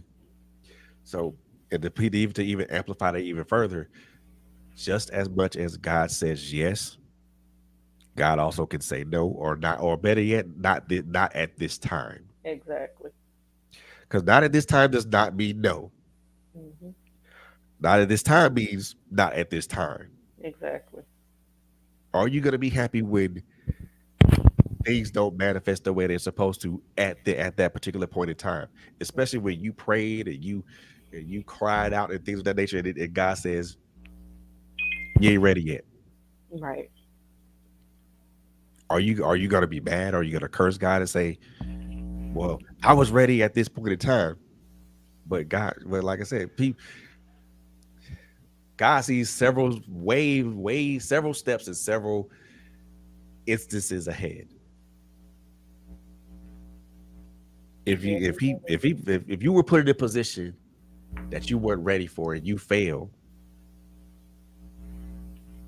well, that says a lot of that says a lot about doesn't say a lot of it says a lot about who you are. It doesn't say a lot about who you are as a person, but it does speak a lot to where your faith lies. Because if you know, if God put you in a place and you know you ain't ready for it, and then you fall short, it ain't because you didn't try. It ain't because you didn't put all the effort that you could put into it. It's because you didn't trust you didn't trust in the process. But this is the thing.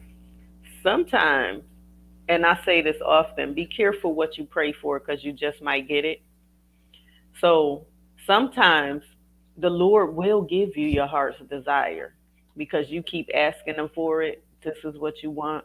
He's going to allow you to get it because it may be a lesson in the blessing. Yep, So He allow you to get that thing. And then it's like, how are you going to handle it? Because you got it prematurely. So exactly. was it your time to get it at that moment? But you kept asking. Yep. And he said, knock, and the door will be open unto Open. you. Seek, Yep. and you shall find. So you knocking, you seeking, you But you ain't, praying for your heart's desire, but and you're you not found it. ready. You got it. Now you can't handle it. You're stressed out. Was it God that actually blessed you with it in that moment? Or did he want to test your faith? Because a faith Yep. that's not tested is not true. That's it. So you have to be careful. You'll know if you are ready for that thing. Yep. It's gonna flow. Like It's gonna come easy. You be like, and yo, natural you done and open this naturally. door and this door and this door. I'm Yep. not lacking for anything. Exactly. Everything. Actually, I got an overflow. When Every you reevaluate, all the pieces fall in place, mm-hmm, just like clockwork, like clockwork, like clockwork. And understand that our timing isn't God's timing. right. You may ask for God to bless you right at this moment, but that thing you prayed for, you finally got your prayer answered 3 months later. Mm-hmm. Well, why did it take so long? It didn't take it. It took long. It took long because that's how you did it. But it took long because that's how you interpret it. Our sense of time is God's sense of time is different from ours. Yes, one day is like 1,000 years. So don't be like don't be sitting there like you will. It took 3 months for me to get this prayer answered. Did you Nope. see your face? Yep. But was like 1,000 years. Yeah, Yes. it is. That's a long time. But if you but also understand that murmuring and complaining is not following the game plan. Exactly. You're not following the game plan to the letter. There's no to when you're on God's course track. There's no time for murmuring and complaining. Hmm. You don't have the luxury to do that. Exactly. So you don't have so murmuring and complaining should be out of the book. But we as Christian folks tend to do that because we want things to happen on our time but not God's time. And that Hmm. and but then when God asks, well, what happened to your faith? Hmm. And if we shrug our shoulders and we ain't got an answer for it, when God says, well, you ain't ready yet. Well, I tested your faith and you still ain't ready yet. Hmm. Just run the game plan like it's supposed, like it's been designed. Run the plays like it's designed, like they're designed. Now trust it now. I'll say this: trust and believe. Every once in a while, God will give you the opportunity to call an audible, but it's got to be something that both of you see. Got to be a mismatch that he sees as well as you see. It's got to be something that's going to be advantageous for both of y'all because for you because he has to see the mismatch and the disadvantage just like you have to see it. There's there's this thing that I like to call in concert togetherness. You know, we this relationship that we have with God is a two-way thing. It's not a one-way street. It's a two-way thing. Hmm. You know, we you know everybody thinks that I don't know prayer is supposed to be this large and boisterous. Nah, man, conversation like just like me and you were talking. Hmm. Don't got to be nothing all drawn out and stuff like that. Oh Heavenly Father, bruh.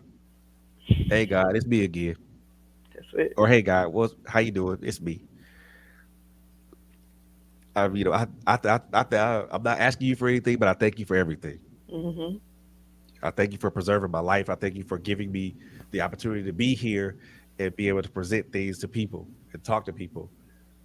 You know, I didn't want to ask you for nothing. I just want to thank you for everything. Hmm. Simple conversation, just That's like it. just like me and Q have it. You know, it's But they make it seem like this. It's this God, this big old grandiose thing. I have no idea why we even got on this. I know why we did. I know why we got toward this. But it's also but this is also the important part of how we recenter ourselves. That we understand that our relationship with God is two ways. Is a two-way street.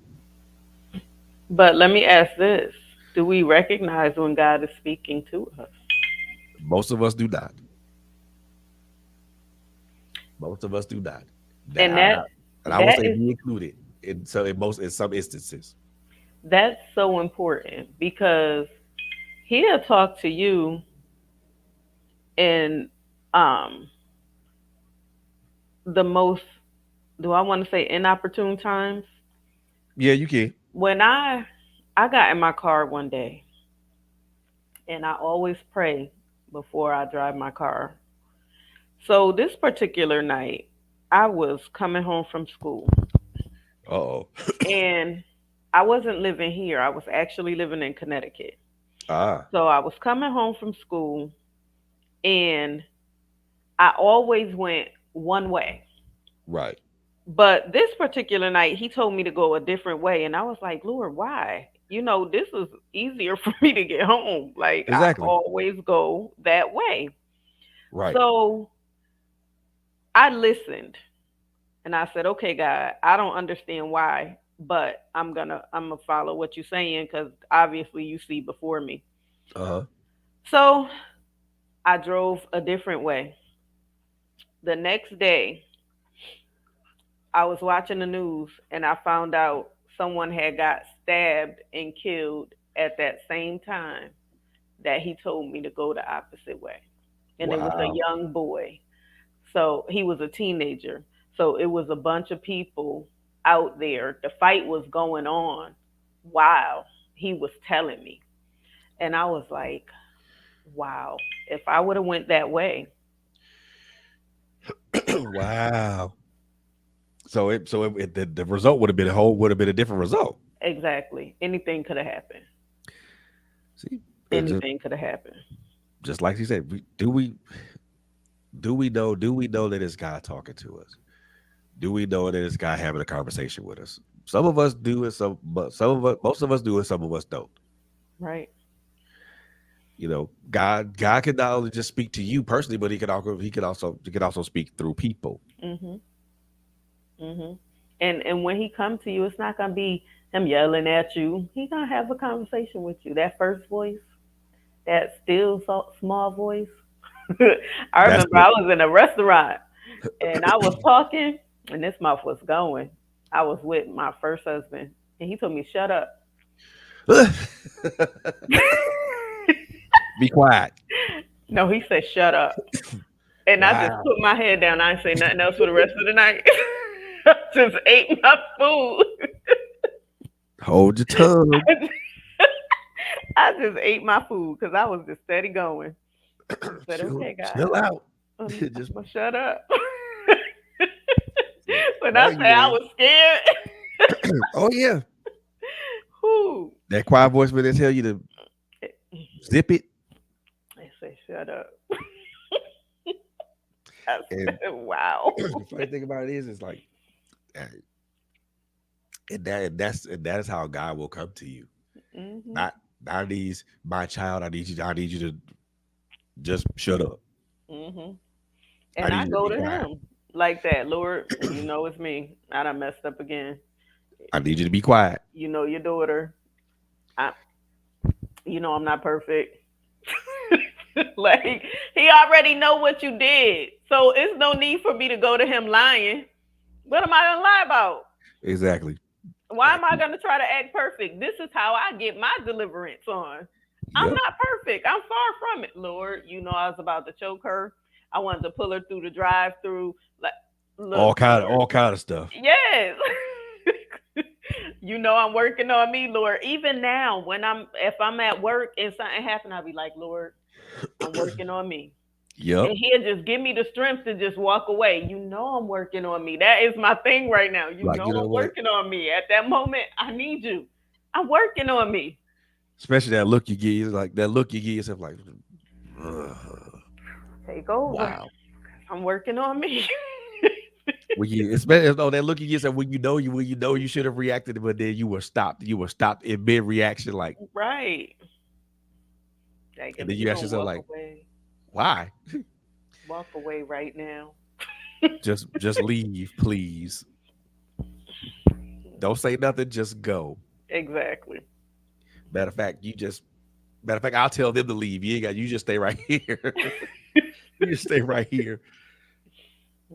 And Mm. I've heard that in my that little small quiet voice a couple. Hmm. Fred,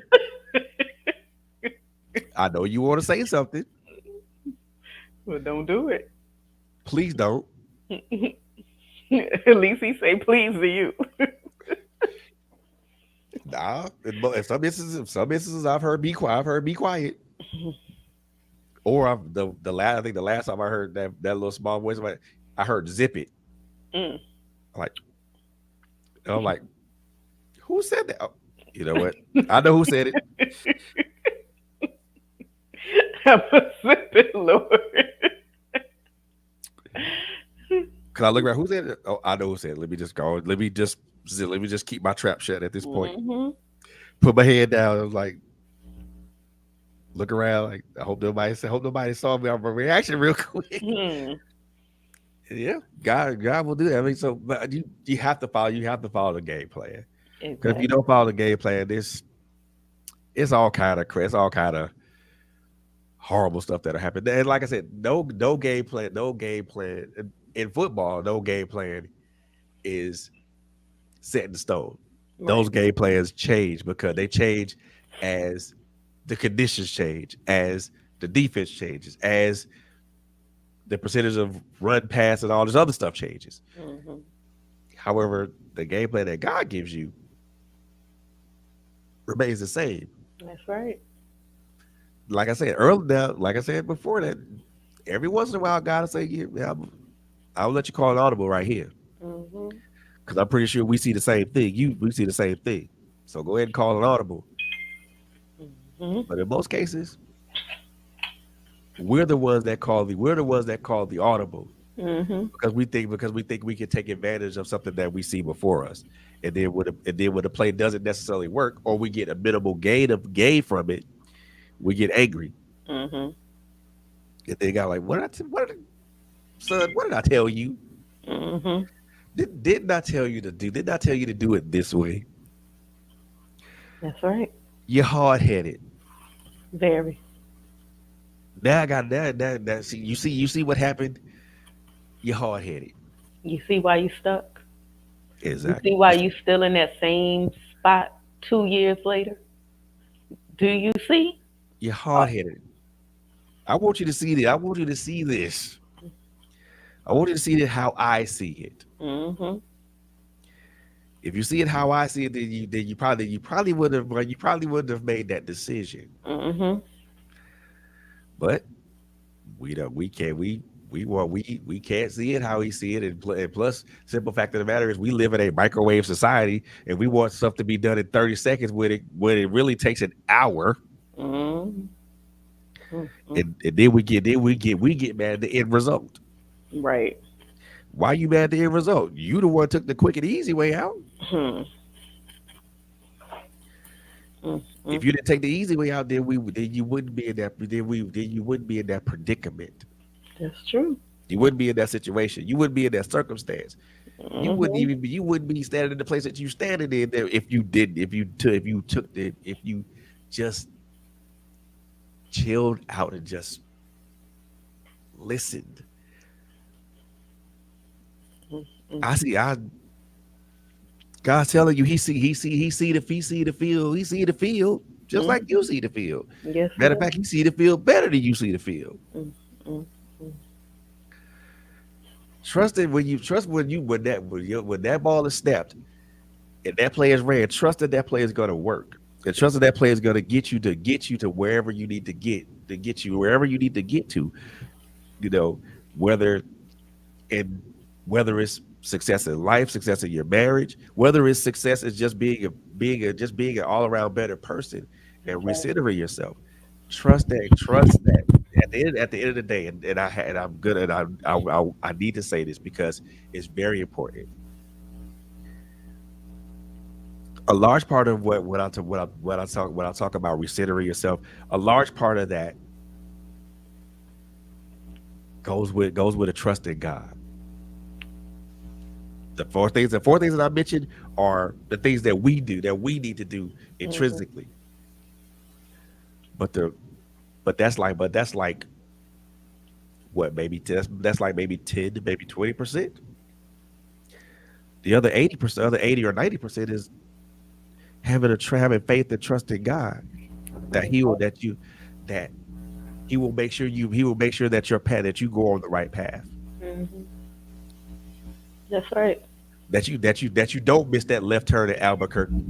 That you don't miss that left turn at Albuquerque. Mm-hmm. That you don't stray off the path that you're on. Or if you do stray off the path, there's always a secondary path for you to follow. Just trust. And pray. There's an acronym: pray until something happens. That's Push. it. Look, And pray over everything. everything. Listen, when I when I was in school today, we had an exam, and I was like, Lord, you know, everything I studied, I need you to bring it back to my remembrance. Because a lot of times when we study things we won't remember what we have read or what we have Exactly. studied. So it's like, okay, I need you to bring this stuff back to my remembrance because I can't afford to fail this class. This Exactly. is just not going to happen. And the way they grade, you get a percentage. Right. But with this percentage, you have to have three separate grades, and they have to be each one of them has to be 70%. Now, mind you, so this is based off your clinicals, this is based off your exams, and then this is based off your overall grade. So if Ooh-wee. you don't get a 70 in one of those, you failed the entire class. You could have a 69.9. They don't average up. Fail. You fail. And you could have a 90 in the other two portions. But that exam grade, you got a 69.9, you got to retake this whole course. That means you have to pay again. Wee, wee, wee, wee, wee. So I'm like, That means if you you just flunk, you coughing up more money. right. And there's a couple of people that's in the class that did have to retake the class for that reason. And I'm like, Lord, Do not let me be one of those. I can't do this. I I trust can't afford you. it, first of all. I trust you. I trust you. And I'm going to use my time wisely. So a lot of times I'm like, when I come up here, when I say exhausted You between truly are work, exhausted. school, studying, I'm in school now. I went from 13 hours a week to 17. Damn, So they tacked on 4 more hours, huh? exactly. I leave my house on Mondays at 4 in the morning. I don't get home till 7:30 in the evening. Jesus. So that's not including the homework. Yep. Then I And then on still top have to work my job. Yep. And then And on then, top of that, you take the time, take time out of your day to come up here with Coco, and then you took the time to come up here with me, and that's something I appreciate. Honestly speaking, I really do appreciate that no problem. because I really do appreciate that because honestly, you didn't have to do it. You could have been knocked out. Honestly, I was in my bed. And I was like, because when you asked us, I was like, I'm already in my bed. And I said, okay, I'm down here in the comments. Let me get up. Let me throw something on. And then let me make And an let me appearance just real go quick. on up here because I'm tired of typing. And Right. what you were saying too, it was just, I was like, okay, stuff is rolling in my spirit. So let me just get up and be obedient because you would That's, have did it for me. oh yeah, So for sure, for I sure. know. I know. I'm So I just was like, okay, let me go ahead and get this done. telling y'all, man. Telling you, like Mark Ingram said when he talked about Lamar Jackson when they were playing, big trust, Hmm.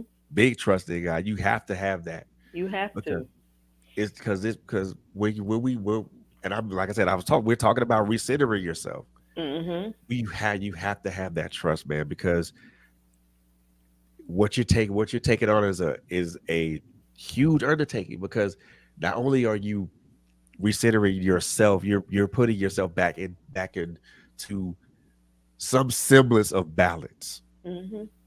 You know, And that's even when you're going through, because although you're trusting in God, He still said it's going to be some long suffering. You oh got to yeah, go through some obstacles. That's what's going to mature you and build you up. So don't get discouraged through the obstacles. You grow through your go through. man, look, yep, your test is a testimony, your mess is Yes, a message. yes. And you Understand still that. trust him. Yep. Because I'm going to tell y'all, I went through some stuff on last year, big time, but my mentality was, Lord, I trust you. Regardless of what it looks like, I trust you. When I don't have enough, I trust you that you're going to make a way. I trust you. And I promise you, he opened up several doors. Yep. So, I mean, y'all see what Job went through, but he still trusted him. He still trusted him in spite of. Just And we because you are God, I trust you. You're my creator. I trust you. And I look, give you glory. and we Even when I'm struggling, even when I want to give up, even when I'm discouraged, I trust you. I won't give up. There you go. That's When it. my kids is unruly, I trust you. Listen, And we complain about small stuff, and Joe went through stuff that would probably take out a lot of us. yes, but I trust you regardless. Look, as we wrap this thing up, just understand that your recenter is not is being recentering yourself is not a bad thing. That's right. In most cases, we have to do that because something either we've shifted or we see something we ask our question we ask the question, is it me? We've reevaluated our connections, and we've gotten tired of calling audibles all the time, and we're those plays we call don't are not positive gauge for us. And in order that we have to recenter ourselves. We have this. It is not always a daily thing, but it's something that we have to do, especially when circumstances change, when situations change, when other things change. You don't. It doesn't have to be a traumatic event for you to recenter yourself. You don't have to go through something horrible to reset yourself. That's right. It doesn't have to be something that's so bad that well dang, I gotta do this anyway. So while it doesn't have to be something that you have to loathe in doing. Right. Resetting yourself can be very rewarding That's right. if you allow it to be rewarding. Mhm. Because I said before, all you're doing is putting yourself back into some semblance of balance. Mhm. We as human beings require that to we require to we need that to be able to live. You That's know, right. there's work life balance. There's also balance between like all four of us, me, Quit, Coco, and LHG. We we work. There's one part. There's one thing. We have a life outside of work. There's a balance there. That's right. Now, add on top of that, all of us are hosts on this particular platform. There's another thing we got to balance, and then on top of that, LSG has a husband. Coco has a husband. There's another balance to that. You Mhm. know, Quit goes to school. In addition to working, in addition to coming up here on this platform, there's another balance with that. I have a significant other. In addition to me being the CEO of this thing, as well as being an author, and I forgot to add that too. Quick, there's balance. There's balance there. We all this. It's not a juggling act. It's a balancing act. We have to keep. And those scales are not always going to be even.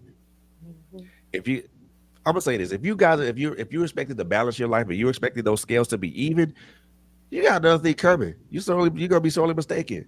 Those scales ain't gonna be even. They're always gonna be like like this. One scale's gonna be bigger than one scale's gonna be slightly big, slightly above the other. Mhm. But the key to that is praying and asking the Lord to lead and guide you on a daily basis. Lord, what would you have me to do today? What would you Exactly. have me to say? What do you want to change about me?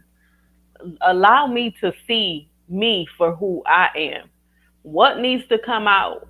You know what I'm saying? You have to, on a daily basis, We have to be speak to receptive him to it. when you get up in the morning before you do anything else. Lord, I thank you for opening my eyes. Listen, you didn't have to do it, but you did. So Yep. you gave me another chance to get it right. Because I Yep. might have had a bad thought that night. Hmm. There are Okay? people out here who are not who have not been afforded that chance. Exactly. And when you hear God talk, you have to be receptive. That's Those right. those antenna got to be up Hmm. That's right. because because if they're not up, you gonna miss something. And if he tell you to do something, it's like, okay, even if you don't have the finances at that moment or you don't have The resources. the Do it. resources, he's going to make a way. So it's like, okay, God, you told me to do this. I don't have this. So how do you want me to do it? Just He do may it. send somebody. Exactly. You never know. Never know. But Never will know. you recognize when he's sending the resources? Or will Or you the turn it away? or the reinforcements. Exactly. And how will you receive that? Exactly. Because some of us are very independent. And it's like, I'm not accepting no handouts. But this is what you asked for. For Let me give you a prime example. I'll be like, Lord, when I first got my divorce, I know you make provision for me. I know you're a provider. Lord, you're going to give me everything I need. yep. And I knew I had my apartment. I'm working. I got my kids. I'm a single parent now. I need to put food in my house. I got to pay all these other bills. Lord, you a provider. And Yep. my spiritual sister would come to the house and I'd be like, don't put no money on my table. But She do Lord, it you anyway, a don't provider. No, you a provider. She knew I wouldn't accept it. And if I knew it came from her, she lived across the street, so I'm bringing it back. That was my mentality. I was prideful. I had so much independence at that time. you? Oh yeah. So what she Ah, would do would call and say, "Let me speak to Mumu. Mumu, you and Day Day come downstairs." Okay. They come downstairs. She take them to the grocery store and buy a bunch of groceries and wow. send them upstairs. Okay. Now I have no choice because I didn't see the blessing when it was coming, or I wouldn't accept it because of my pride. I didn't realize it was a blessing at that time. Or my kid's father, my oldest daughter's father would come and drop money on the table. I know I couldn't get to him to give it back, or he wasn't going to take it back, period.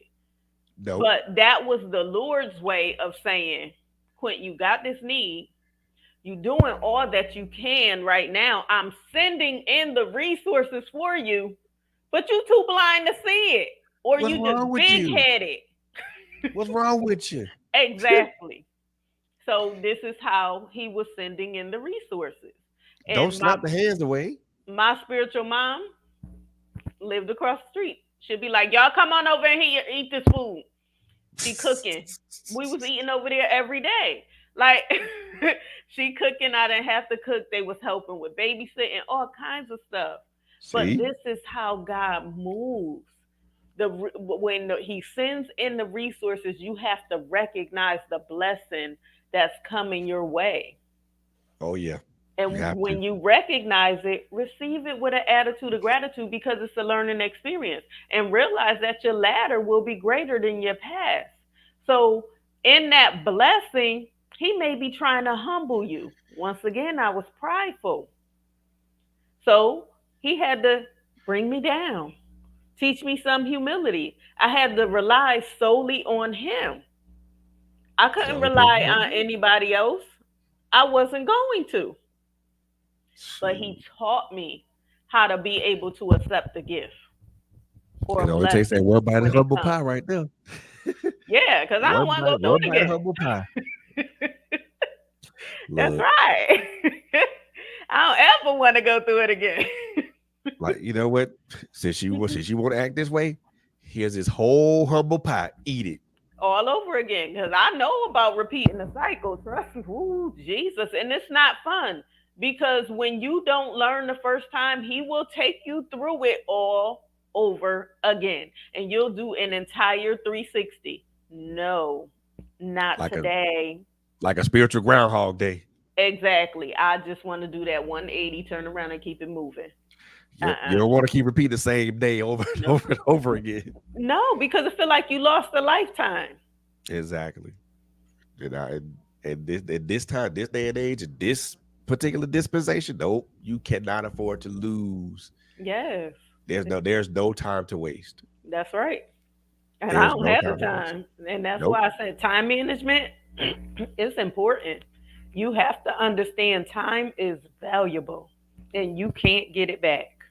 A finite resource. A finite resource. So Hmm. if I put it like this: if you guys if this is something that was a blessing to you guys, I mean, just by all means, if you catch this on the replay, leave a comment in the comment section and stuff like that, man. It's one thing that we over here at Trailblazers Radio, we always do. We we make sure that we want to put out content that is life changing but also uplifting. We Right. don't we call it like we see it and we call it like it is, but we most definitely try to be respectful of the things that we put out and the way the people that we're touching. That's So right. I most definitely want to thank my sister for coming up here and just dropping gems over here. Cause yeah, you dropped a few golden nuggets. So I mean, I appreciate that. Well, praise God. Praise God. I most definitely appreciate that. Even though she keeps saying pastor, I mean, I don't consider myself any of that. Just That's Pastor Fred, y'all. no, Pastor ma'am. Fred. Just I consider myself someone who's lived life and whose experiences could be translated to a lot of things, a lot of content that we put out. This thing right here, recentering myself is my current process. He going through his process gracefully. It's my current process, and I could have came up here and I could have said a whole bunch of ugliness, but I'm like, nah, why do that? Right. Let me tell y'all my process. Let me tell Grace. y'all what the process that I'm going through right now. Maybe it's something that can help somebody. Mm-hmm. And my hope and my prayer is that it does help somebody. That's right. You know, like I said, we call it like we see it, but we call it like we see it. We tell it like it is, and we tell the truth. We tell the truth. We tell the truth over here and shame the devil over here That's right. because But sometimes you have to move in silence oh and just let God bless. Well, as you keep your mouth shut and the Lord start blessing openly, oh Jesus, yeah, and all you that got to do is thank Him. Everybody don't need to know what you're doing. Don't let the left hand know what the right right hand here is doing. doing. That's it. Mm. It's and that's no truer word said right there, man. And with that being said, that is the benediction, honestly speaking. Yeah. So as we close this thing out, man, look here. We thank y'all. We thank y'all so very much for just tuning in to us tonight, man. Continue to follow us on all of our social media platforms, y'all. But also, you can catch us on pretty much most of our audio streaming platforms. Not too dang, Spotify, Apple iTunes, iHeartRadio, Amazon Music, and pretty much catch us on those on pretty much most audio streaming platforms. Um, Follow us on our website www.trailblazersradio.net, and like I said, there's a LinkedIn page coming soon, and there's also a Patreon page coming soon. So most definitely keep you guys on it. But we'll definitely keep you guys in the know about that. Um, and follow all of us on our various social media platforms, man. Um, Follow Quinn on her social media platforms. Follow Coco on hers. LSG. Follow me. We're all over the place, man. We're all over social media: Facebook, Instagram, TikTok. Um, things that we are all over the place. So follow us wherever we are. Clapper, Flat. Oh, well, I see. I clapper. am Clapper. Okay. Yes. So Super I guess like live. Super Live. Oh yeah, Super Live for sure. Yes. If you guys, Coco and Quit are heavy on TikTok and Super Live. So make sure when they do their Q&A sessions, make sure you are in the place for that. Yes, Because that's tomorrow. Q and okay, A. Q and A. so you heard it here. Q&A is tomorrow. Bring your questions. Bring your questions. Just I'll say this. Please do me a favor. Don't hit them off with heavy stuff. Cause God. Ah, not that we can't handle it because we No, no, no. handle it I know. well. Not The that y'all can Lord handle it. But allows us. But yes, it would be nice to have but do with no heavy stuff tomorrow. Good grief. I don't want to get off crying tomorrow. Okay. Yeah, exactly. Because the last couple of times I was in the Q&A session with these two ladies, oh boy, heavier than the elephant's foot on your chest. It is heavy, and it was heavy because it was very emotional and Lord. Oh, you know what? I'm gonna run up out of here, but when you do what these two ladies do when it comes to these Q&A sessions, and the results from these Q&A sessions speak for themselves, y'all. We've gotten testimony after testimony of people's lives being changed just by somebody watching a Q&A session, that speaks volumes Yes, it does. to what they do on a daily basis, to what they pour out on a to what they pour out every Monday and Thursday, y'all. And that's not to say the other two people on this platform are slouches either, because LSG's been doing it with her Girl Talk Daily Tuesdays and her Critical Conversation shows. So Mhm. big ups to her.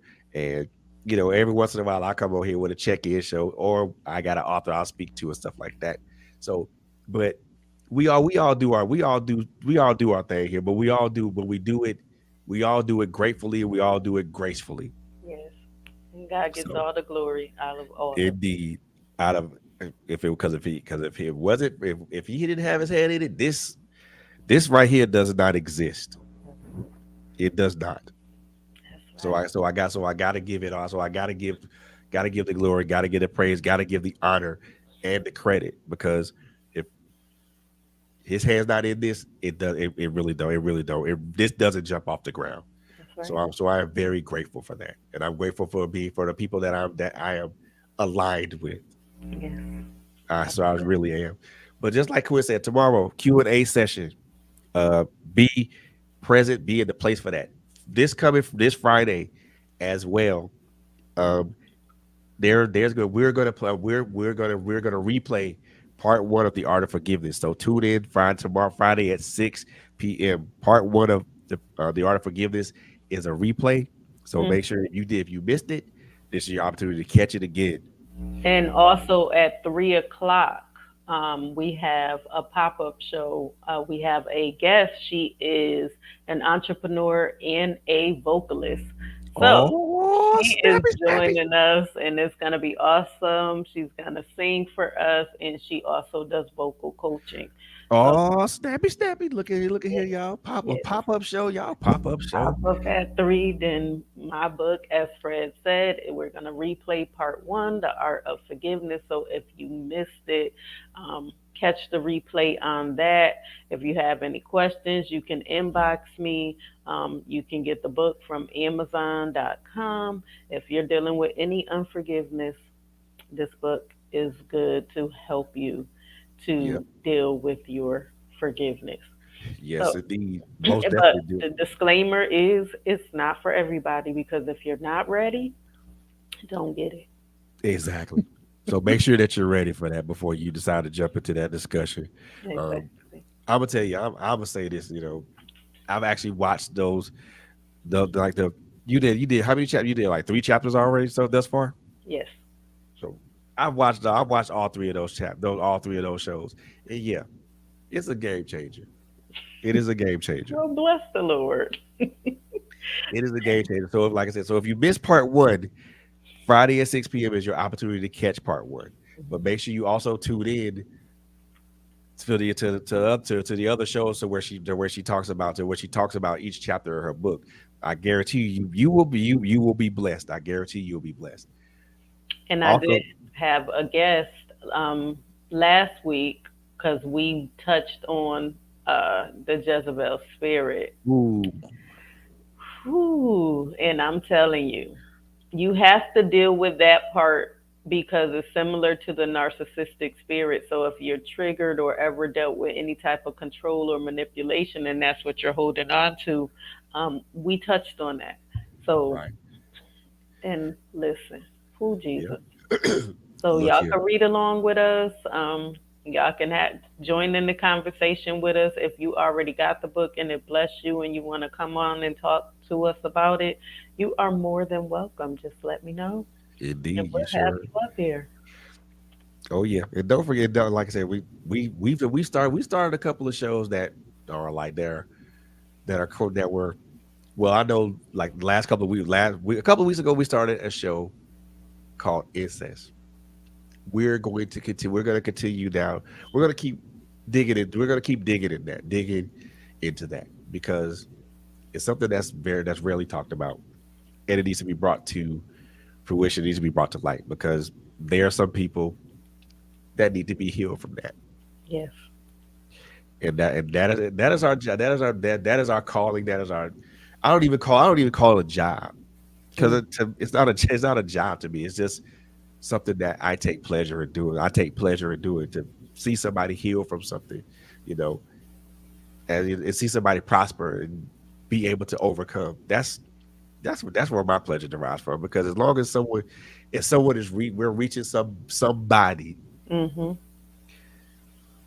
it's a mission accomplished for me. Yes.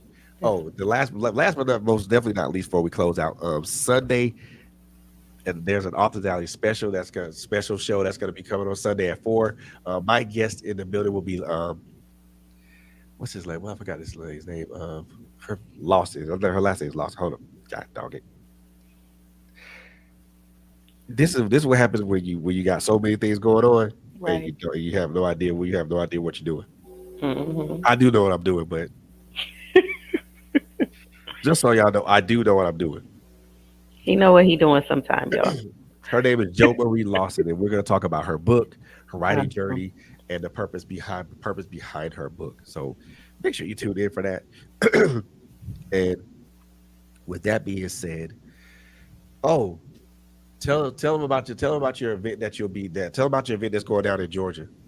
Oh, okay. So I am doing a 2-day conference in Georgia, September 22nd and 23rd. The theme is Your Pain Has Purpose: Reset, Revive, and Restore. We are going to have some awesome messengers that is going to come. We have my pastor, Pastor Andre Mitchell. He is one of our speakers. We have Coco. She is a messenger. We have um, Dr. No, Pastor, sorry, Eva Barber. I'm giving her a elevating people. Pastor Eva Barber, who powerful woman of God. We also have Dr. Kimberly McWilliams, who's going to be in the house. So the flyer is going to be out most likely by next week. My goal is to work on it Sunday so that I can get it out since I'm off on Sunday. Thank you, Jesus. So my goal is to work on that on Sunday so that I can get it out there. The registration fee is going to be $50. So those of you that may be in the Carrollton, Georgia area or surrounding cities, it is going to be there. If you need to get a hotel room, all of that information is going to be on the flyer because we did block out some rooms. So, yes, I pray that we get to see you in the place.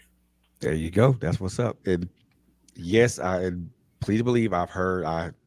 Coco told me about this, and we're most definitely going to do another poetry night. So y'all heard it first. Y'all heard it from the mouth first. We are doing another poetry night because the first one was so awesome, and I got so much feedback from it from the people that were present. Yeah, we go spin the block on that one, y'all. We most definitely go spin the block on that, y'all. So just keep your eyes and your ears out for us, man. We got some great stuff that's coming down the pike, man. Just the only thing that we want y'all to do is just keep your eyes and your ears out for us, man. Like I said before, please, please, please, please, Quinn, if you have the link to that, go to Coco's GoFundMe. Could you please put that in the comments, please? Uh-oh.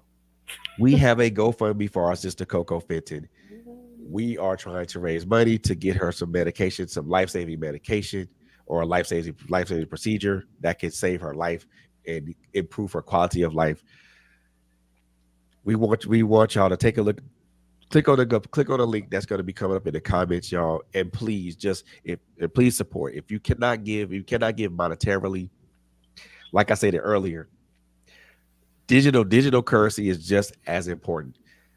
Give Put this out to people in your circle of influence. Let them put that out to people in their circle of influence. We are this GoFundMe is gonna be up until the goal is met. Um, we want to be a blessing to our sister. We want to give her the opportunity to have to take part in something that could not only save her life but also improve her quality of life.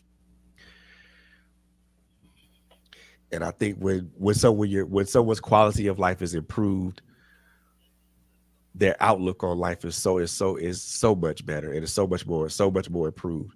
So don't so please just take a look at the website. Take a look at this website. The link that's right here in the comments. Um, if you feel led to give, by all means do so.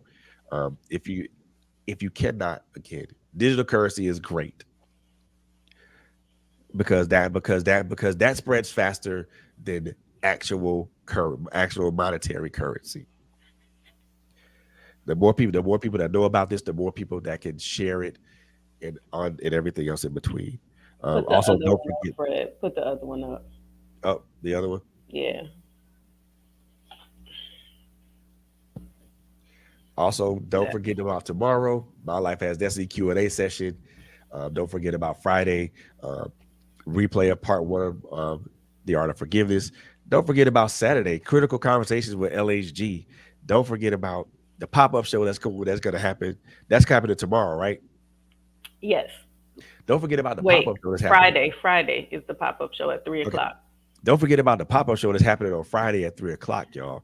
Don't we have the versus battle on Sunday? Louis, what time? I think 8. But that's going to be via Zoom, if I'm not mistaken. Yeah.